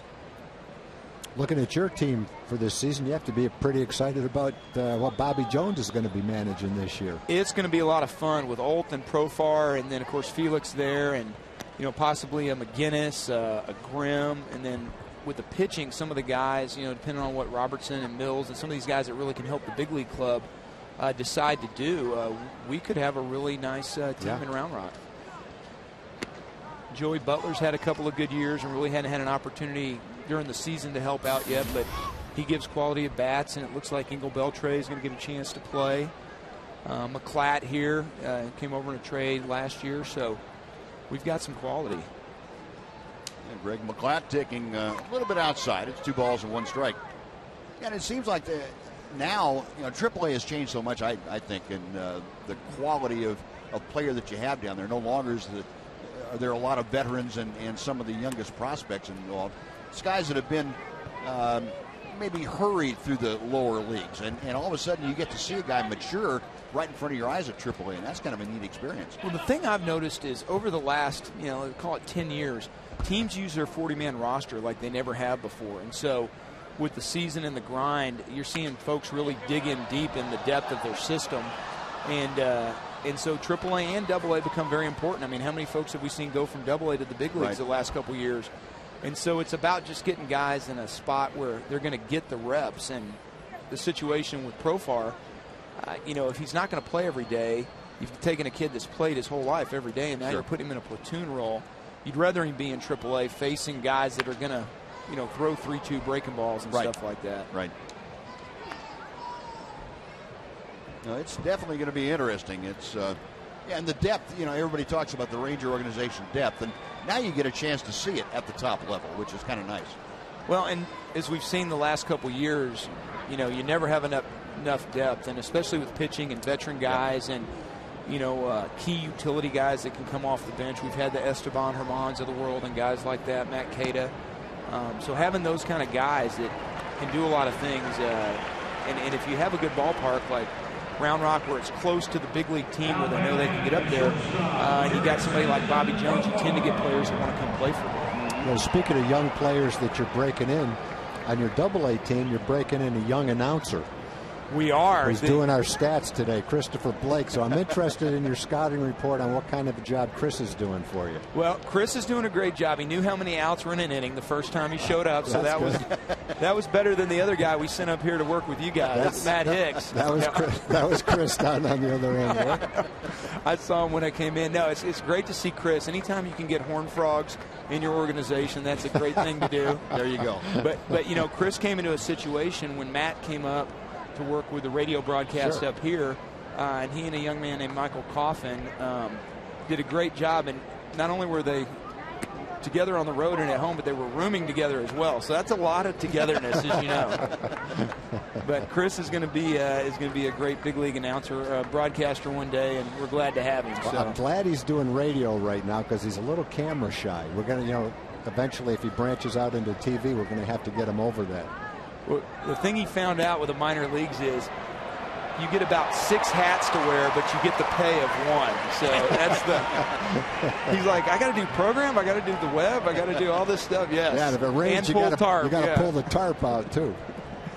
So, but what's neat is in Corpus Christi, we actually, with our partnership with Clear Channel, have a full radio studio in the ballpark. So we get to do a real long post-game show down there and pregame show.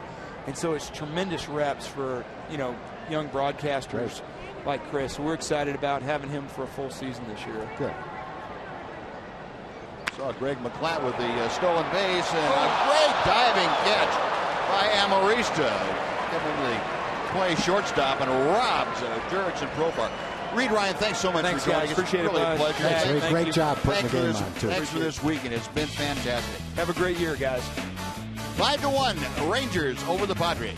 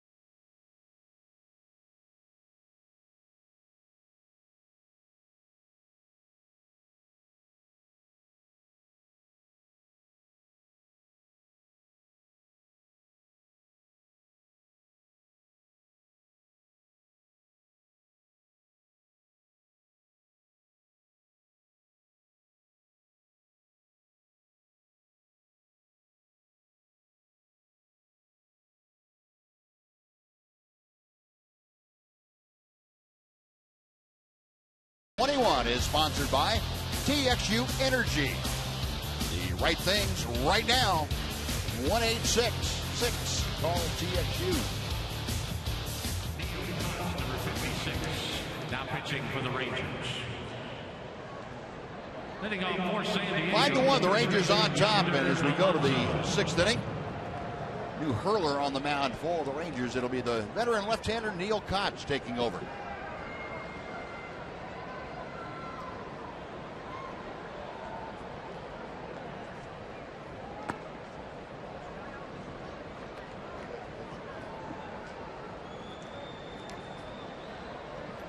Yonder Alonso leading things off. Alonso 1 out of 2. Cox missing low and outside. And the count is 2 balls and no strikes as you look at Neil's spring training numbers. This is 7th spring training game. A big rip and a foul ball. 2-1 now to Alonso.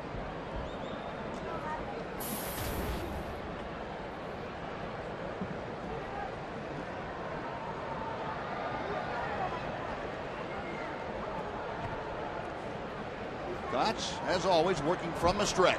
And the left-hander deals. Base hit right field. Strasburger over to cut it off just before it gets to the wall out there. It's just a single for Alonso. So a leadoff base hit has him aboard. Second hit of the afternoon for the Padre first baseman. And Jesus Guzman is coming up. And that is going to do it for Alonso as he is lifted for the pinch runner.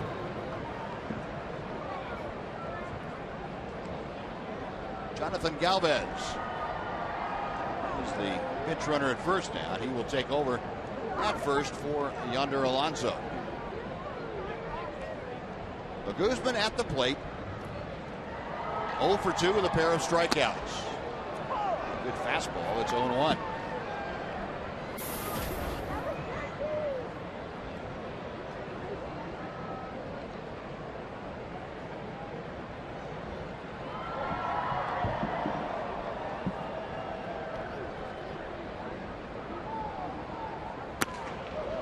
Rip and a miss. Neil Koch a little giddy up on the fastball today. Yeah, I wish we had a radar gun. He's throwing hard. Whatever the number would read, and hitters are having a hard time picking up. That's the big thing. Now the 0-2. Just missed off the outside part. A ball and 2 strikes to Guzman. The 2 strikeouts, by the way, for Guzman came against the starter, Derek Holland. Holland worked 4 innings, gave up 4 hits. All the rest goose eggs with 6 strikeouts.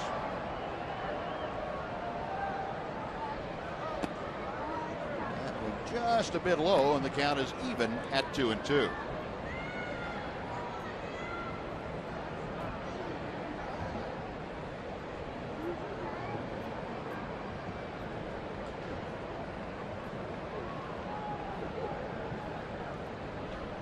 Got a couple of checks at first. And the breaking ball got him swinging. Throwing a bunch of fastballs. And then finally the breaking ball. And Guzman goes down for the 3rd time. Second baseman. Guzman probably happy at the outset to get Holland off the mound, but then he had to face Kotz, and same result. 3 straight punch outs for the Padre left fielder. 1 away. Jed Jerko is the hitter, and he takes strike 1. Jerko reached on an error by the 3rd baseman, Jeff Baker, his last time up. 0 for 2 today.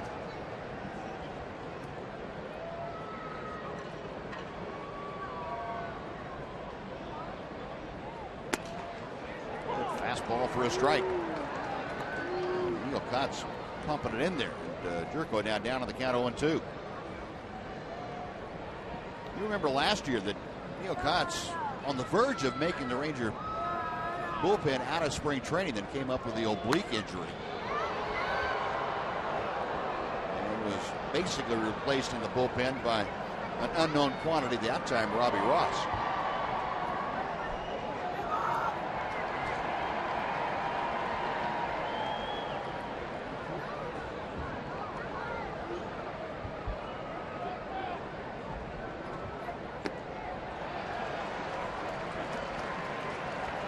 Down on strikes. Same formula. 3 or 4 good fastballs and a breaking ball for strike 3. So back-to-back punch outs for Kotz. That's a well-located breaking ball. That shoe top, back foot shoe top slider. So 2 away, and John Baker taking over for Nick Hundley behind the plate now will get his first at bat of the afternoon.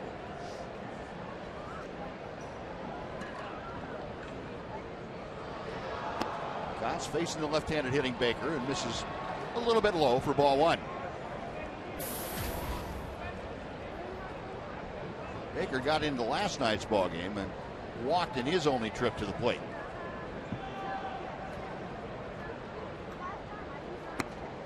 Good fastball. 1-1 the count.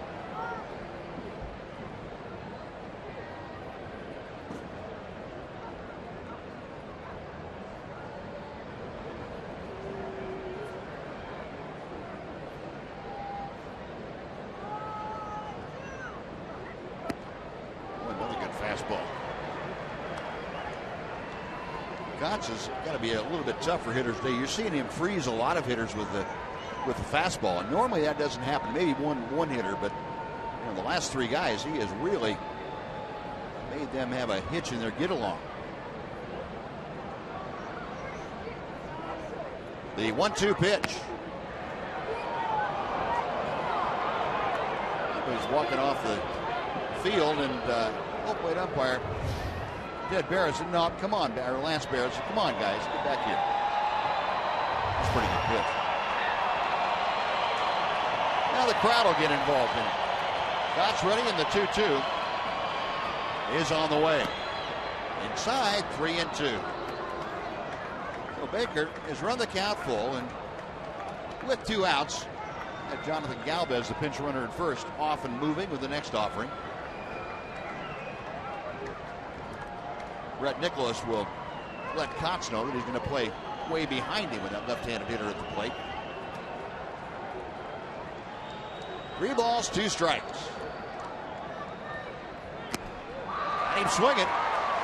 Oh, leadoff single, and then Neil Cosby punches out the side in order after that. Oh, 1 left for the Padres. We're going to the bottom of the 6th. Rangers 5, Padres 1 from San Antonio.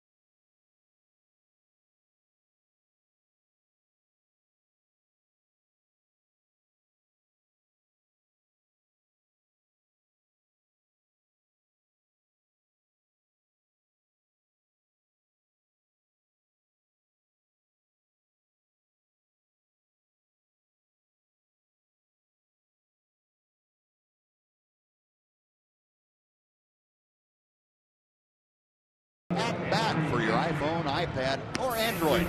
Get spring training scores, stats, highlights, live audio, and a lot more. Just text at bat to 31826, or you can visit TexasRangers.com for details.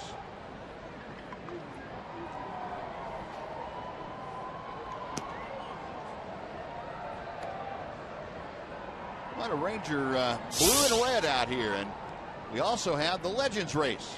Favorite at Rangers Ballpark in Arlington, and Chuck Morgan and crew have brought that down here to San Antonio to get the San Antonio faithful look at Rangers Legends. There's one in the stands. Matter of fact, a couple of them. Nolan Ryan and Jim Sundberg. Nolan threw out the first pitch before tonight's ball game to Pudge Rodriguez. That's a battery that has been together off and on since 1991 when Pudge got to the big leagues. There's Pudge back behind home plate. And a new pitcher on the hill to be right-hander Andrew Kashner. Third pitcher used by Bud Black here this afternoon.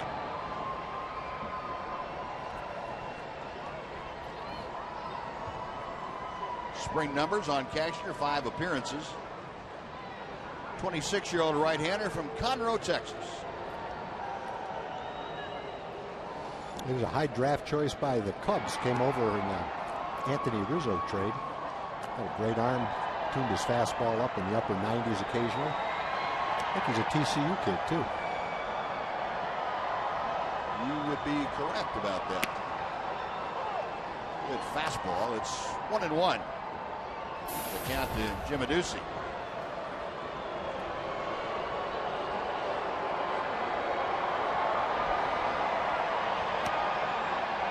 Pitch just off the outside corner. 2 balls and 1 strike. A lot of frog purple in this venue today. I didn't really realize that.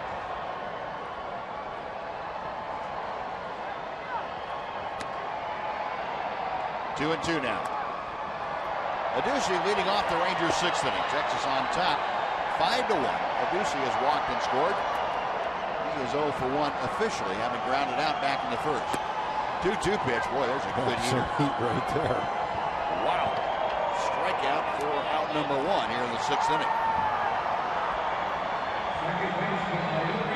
Bud Black headed out to the mound. And that's going to do it for Andrew Kashner. So Kashner got 1 hitter and like he wants to get a few more people into this ball game.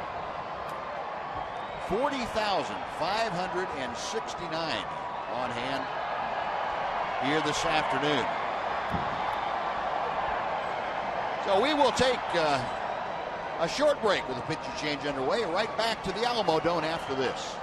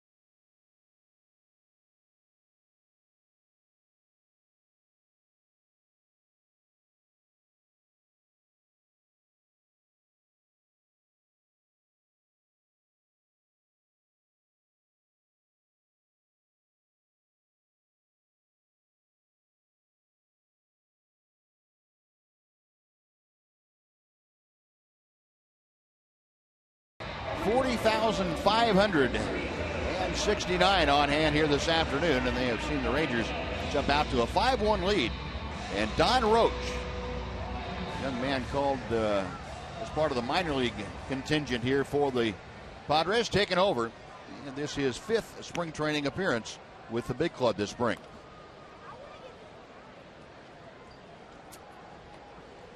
Well, if the Padres have enough pitchers to where they're all going to pitch a third of an inning, we're going to have a long game.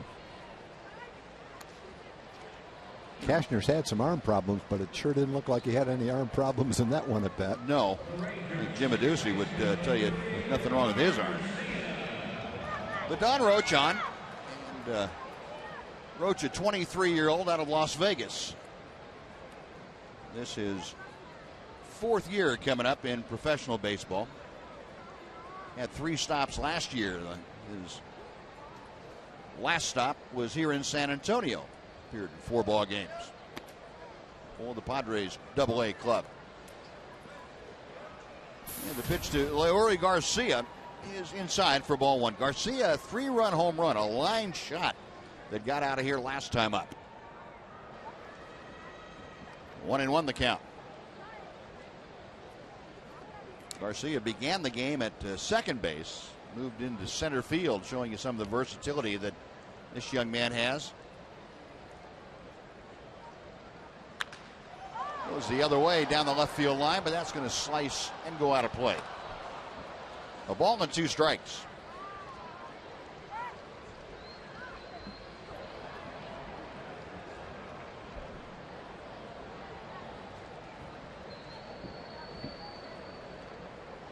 Roach to the wind and misses just low. It's 2-2.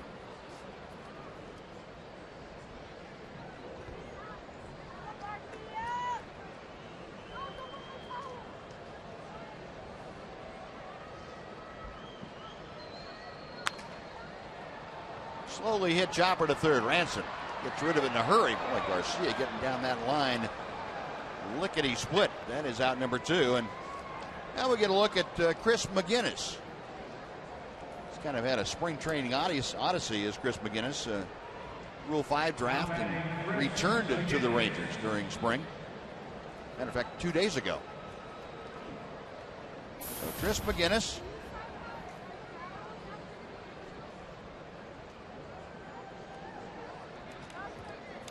Cleveland Indians had taken McGinnis as a Rule 5 draft in December. And when he didn't make the ball club out of spring training for the Indians, they had to offer him back to the Rangers. Couldn't work out a deal for the trade. But the Rangers happy to have the big guy back in the fold.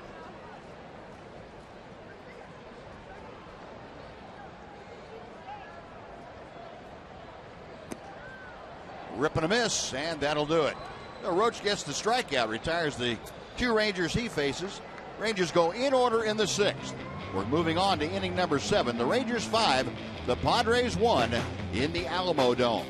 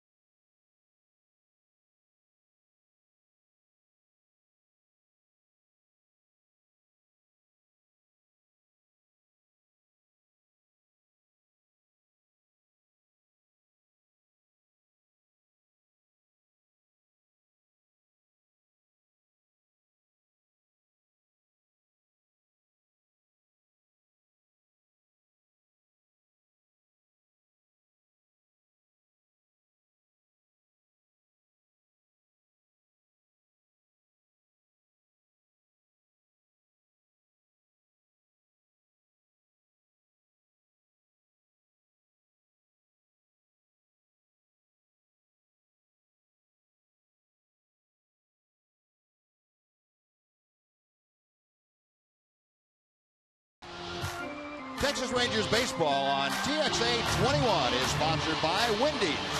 Stop by Wendy's for a Baconator or son of Baconator. You decide how big you want to go. And by SportsCityToyota.com.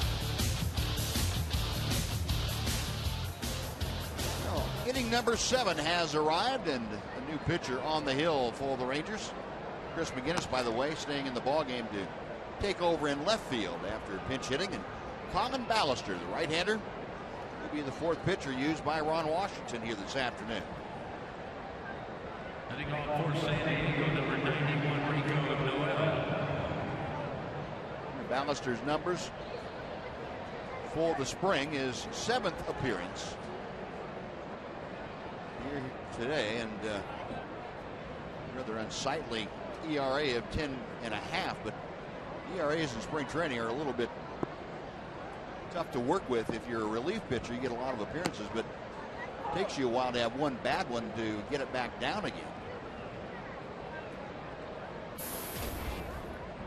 And Rico Noel is the hitter. 0-1 pitch from Ballister. 1 ball and 1 strike.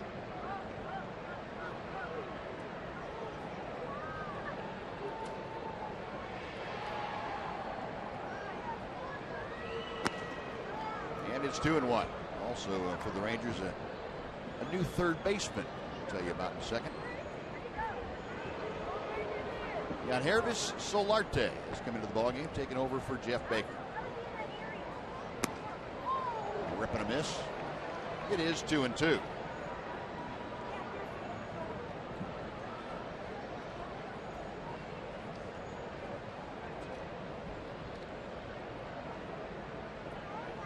Noel waiting. Ballister okays the sign, and the big right-hander goes to the wind.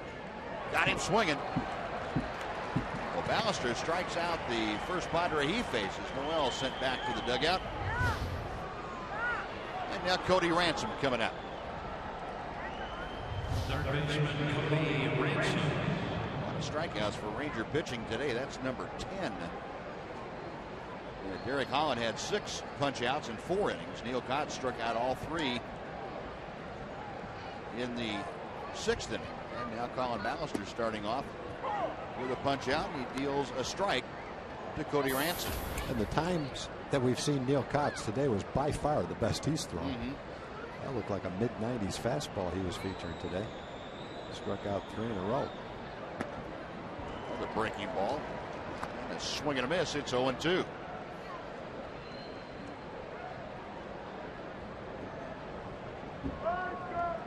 Ballister signed with the Rangers as a minor league free agent back in November this past offseason. Spent a little time, 11 games last year with Detroit. This is high with that fastball. It's a ball and 2 strikes.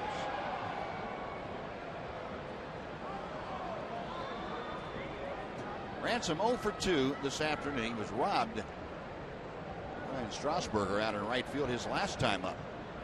Strasburger taking one off the padding in right field. And a check swing. He went around for strike 3. So back-to-back punch-outs for Ballister. And now between Ballister and Potts, the last 5 Padres have gone down on strikes.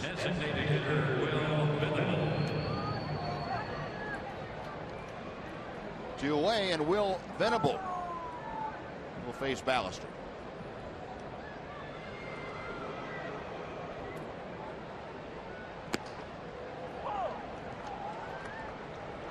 Strike poured in over the outside part of the plate. A lot of strikes being poured in by Colin Ballister. Quality pitches today.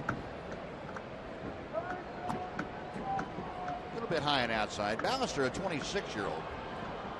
He's a Southern California product out of Huntington Beach.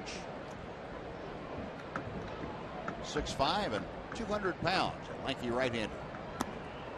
Rip and a miss. It is 1-2. Ballister originally property of the Montreal Expos. He was taken in the 4th round of the 2004 draft by Montreal. 1-2 pitch on the way. He is a bit wide, and Jose Felix having to scramble out of the crouch to flag that one down.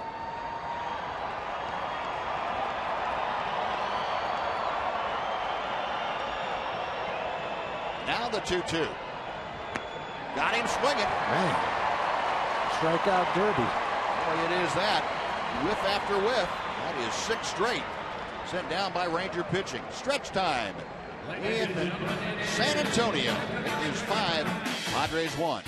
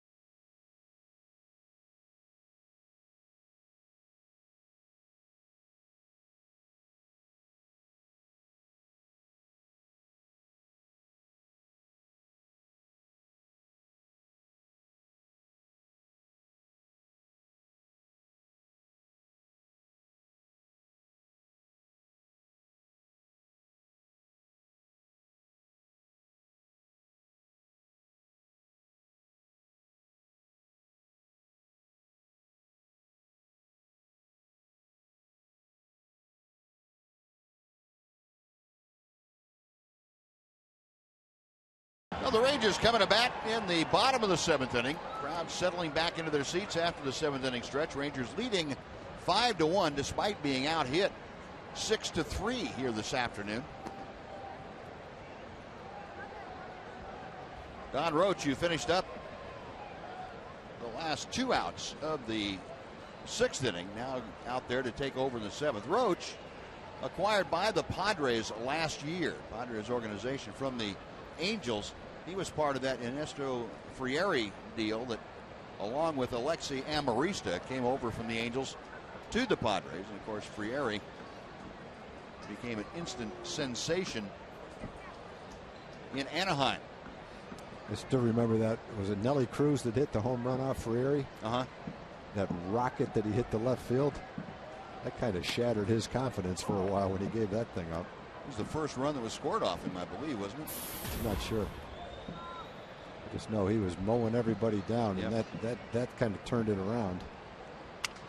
Here's Ryan Strasburger, and he grounds one over to third. Cody Ransom takes care of it. That is out number 1. Strasburger 0 for 1 after having taken over for Craig Gentry.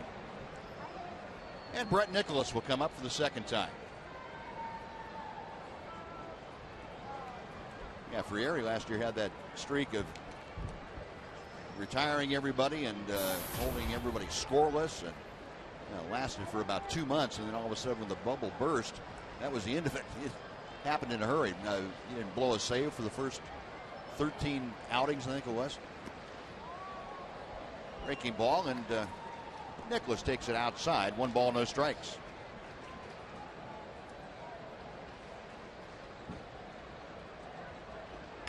Roach's next pitch is chopped right down the first baseline. A fair ball.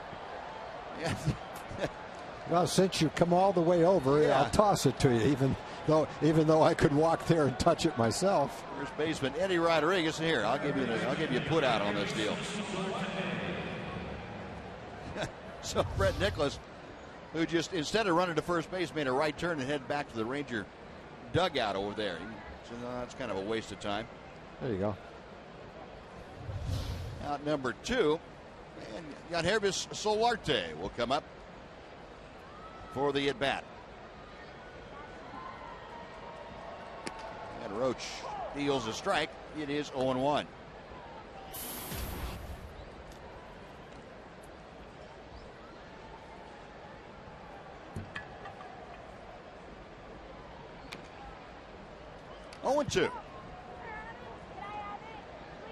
Roach throwing a lot of strikes here. He's retired all 4 of the Rangers he has faced. A strikeout mixed in there and 3 ground balls. Young man. But a pretty good outing. And Solarte gone on strikes, and that'll do it for the Rangers. So 3 up, 3 down in the 7th. We're moving to the 8th. It remains the Rangers 5 and the Padres 1.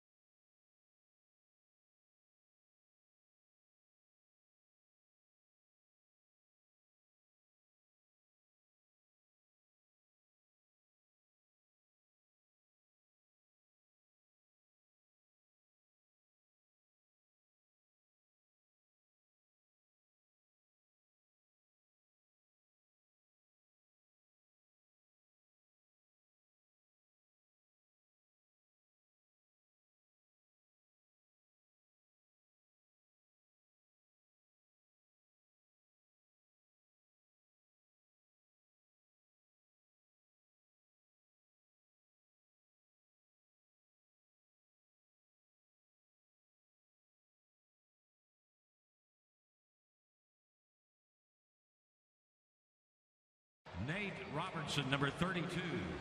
All right, we're heading to the 8th inning. Rangers leading 5-1, and a new pitcher on the hill. Rangers, despite being out hit 6-3, leading by 4. And left-hander Nate Robertson coming out of the Ranger bullpen now will take over on the hill. Nate's got a tough act to follow. 6 straight strikeouts. He's having a pretty good string, but he's pitched well this spring. Not really a strikeout pitcher. So he might have to settle for 3 ground ball outs. There you go. But we'll take it. High in the air to deep right field. Strasburger is looking up. That ball's gone. Yeah, fly balls to right are not in the cards today. Nate Robertson on the first pitch. And he throws. Chris Denorfia going the other way. And he drives it on out of here. It is 5-2. Denorfia would like to play in this ballpark. That's the second home run he's hit today to right field. First one might have been a legitimate home run, though. This one, probably not. Not so much. Yeah, I agree with you. Now the left-handed swinging Alexi Amarista is the hitter. The first pitch from Nate Robertson low and outside. Denorfia saying, see, guys, that's how you do it. That's how you take advantage of a short porch in right field. Ball 2 is down and away. Yeah, and when the other guys say to him, yeah, well, that was a cheap home run, you just say back to him, well, you know, that fence has been there every time you've batted today, and you haven't done it. Caused a little stir in the dugout. It's all right. 3-0 now the count. Amarista 0 for 1, having flied to left field his first time to the plate today.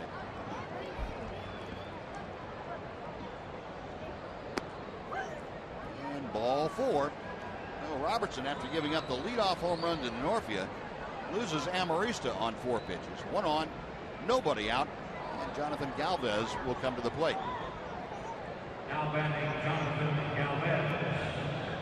The Ranger pitching, that is the first free pass issued this afternoon.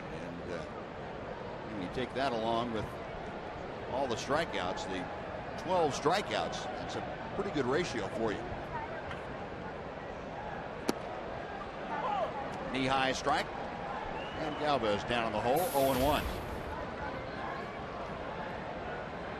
Galvez, terrific spring for the Padres. It was 390 average with 9 RBI. And the Rangers turn it. Galvez getting down the line pretty well. McLeod did all he could, but that ball just not hit sharply enough. Got a good feed from Profar. Galvez able to leg out the return. That's going to be a tough one to turn. It's kind of a chopper a little bit to the right of Profar. Galvez runs a little bit too well to turn it. Well, Galvez now at first, 1 away. Jesus Guzman is the hitter.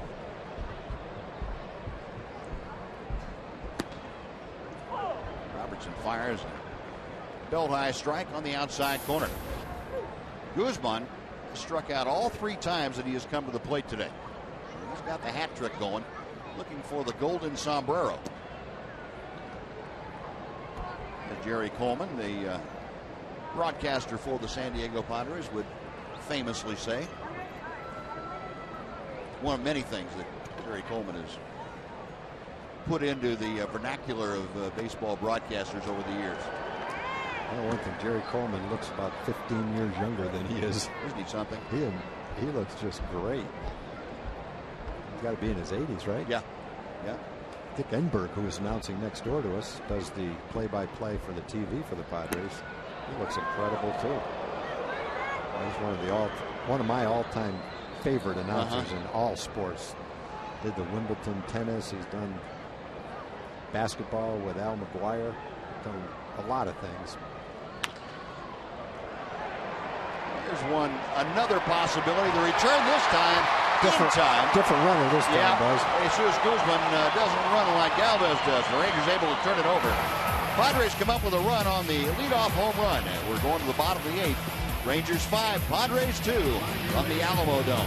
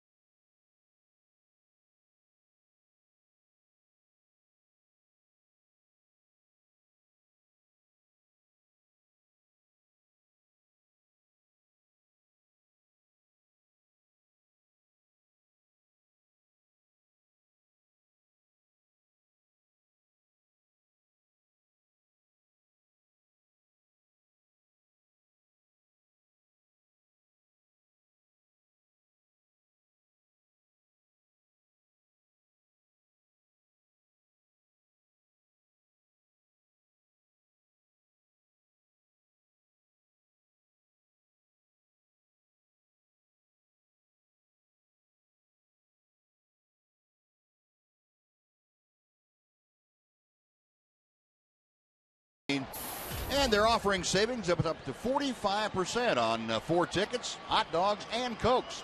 Plus, get 2 Kids Zones wristbands and 1 souvenir program. Order your Coca-Cola family pack for any non-premier game at TexasRangers.com/specials. You know, some specials going on here today at the ALAMODOME, last night and today. It's been a special weekend of baseball. The HEB Big League Weekend in San Antonio, a big hit for all the fans, and a lot of Ranger fans in attendance, watching their ball club try to win the last 2 games of the Cactus League season, taking on the Padres. Rangers, with a win today, would get back to 500 for spring training, the first spring that they've had a 500 or better record since 2009. Jose Felix gets hit by the first pitch from Don Roach. That's how the 8th inning begins for the Rangers. Now batting number 11, Greg Bickler.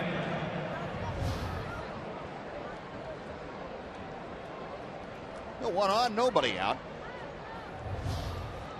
Well, tough kid. He didn't back away from that pitch very much. He kind of leaned into it, took one for the team, and he wasn't wearing one of those pads on his elbow either. I feel a little bit more tomorrow than he does right now. Now Greg McClatt for his second at bat of the day. McClatt came on in the 5th inning and walked and swiped second, and he was stranded there. Roach to the plate. Knee-high strike makes it 0-1.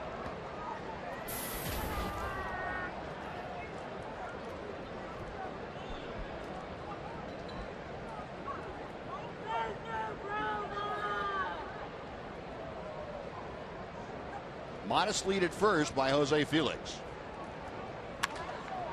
Ground ball. Should be a double play. Bare hand grab out there by Amarista. He turns it.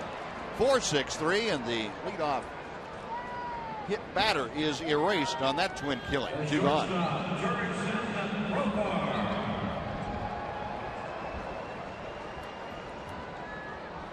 Bare hand grab at second looks good. Kind of flashy, but the first time you drop one, the manager is going to remind you that you don't have that $300 piece of leather on the left hand for nothing. Well, big leaguers can make the plays and make them look easy, but that is the after effect of one when you don't make the play. Josh found that out in Oakland last year. Yes, he did. You know, you catch a fly ball a certain way your whole career, and it's kind of a nonchalant way because it's a simple play. And that's just the way that a lot of players catch a fly ball. But then when you miss one, everyone looks at it and goes, he didn't even try for that ball, which is not the case. It didn't look good when he missed it, but that's the way he catches it.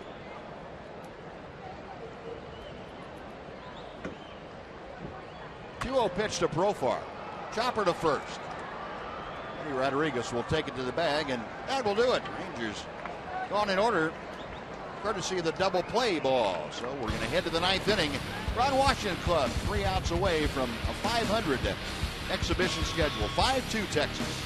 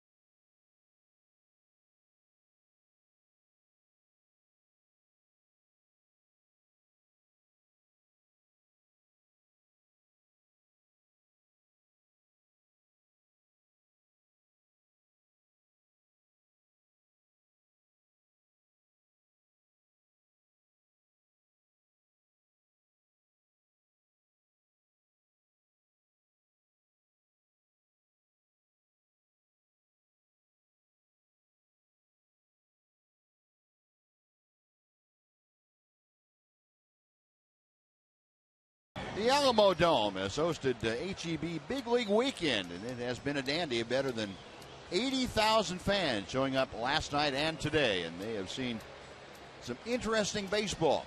We've come down to the ninth inning. Rangers leading 5-2, and Ron Washington has made the call to the Ranger bullpen, and Evan Meek, the 29-year-old right-hander from Bellevue, Washington, will come on and see if he can't seal this victory for Texas. Well, Evan is trying to regain the form that he had a few years ago when he was a mid-90s guy, late inning guy, had a lot of success. Still trying to regain that. Meek signed in the offseason as a minor league free agent. Spent the totality of his big league career with the Pittsburgh Pirates. Always a reliever. Had 70 appearances back in 2010 when he was at the height of his big league stay. 5-4 record that year with a .214 earned run average.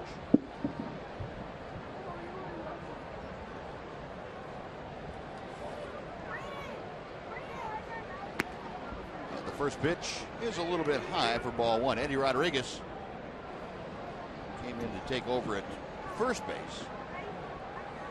Now leading things off, his first at bat of the afternoon. And Meek fires a knee-high strike. It is 1-1.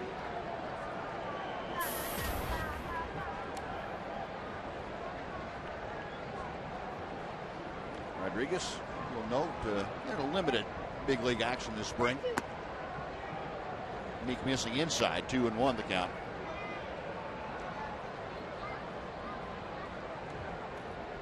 Evan Meek last year in 12 ball games with the Pirates. No record, a .675 earned run average in 12 innings of work. Good breaking ball. That evens the count at 2-2.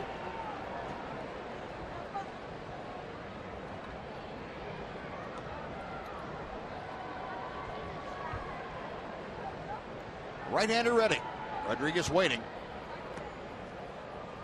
That'll run the count full.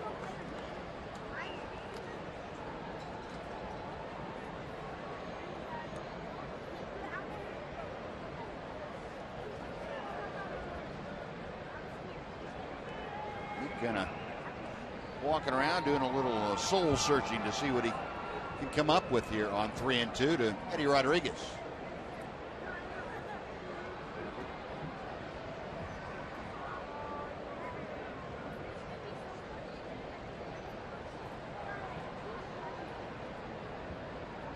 Now the payoff pitch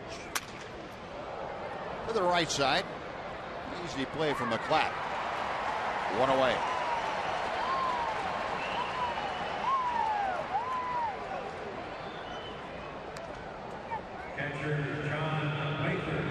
Now John Baker will face Evan Meek.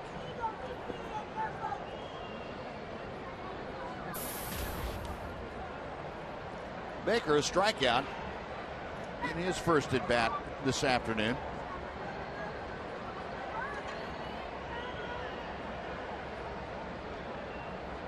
Both last night and this afternoon taking over for Nick Hundley behind the plate. He takes high for ball one.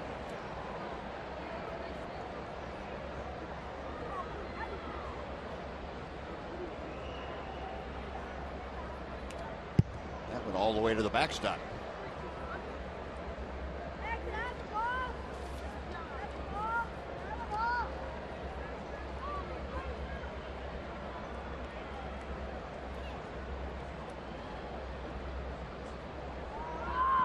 Meek peers in for the sign. Now comes set.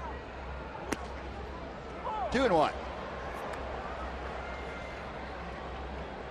Evan Meek had some arm trouble. He worked his last time out the 17th of March against Seattle. He had some problems, and then he had to kind of back off a little bit. Again, a ground ball to the right side. Again, McClatt on to first. And the Padres down to their final out. Rangers leading 5-2. And Rico Noel will be the last hope for San Diego. Well, the Rangers finishing up here this afternoon, head on over to Houston tonight. They will open up the 2013 season tomorrow night at Minute Maid Park. It'll be Matt Harrison and Bud Norris to start things off. Ron Washington's club looking forward to getting the season started as the strike is delivered to Knoll. Then an off day on Monday. We'll be with you again on Tuesday. It'll be Yu Darvish and Lucas Harrell. Both those night games, 7 o'clock starts, and then Wednesday afternoon from Houston will be Alexi Ogando and Philip Umber. I don't know about you, Buzz, but I'm ready for the regular season to start. Yep, enough of this practice stuff. The 0-2 pitch.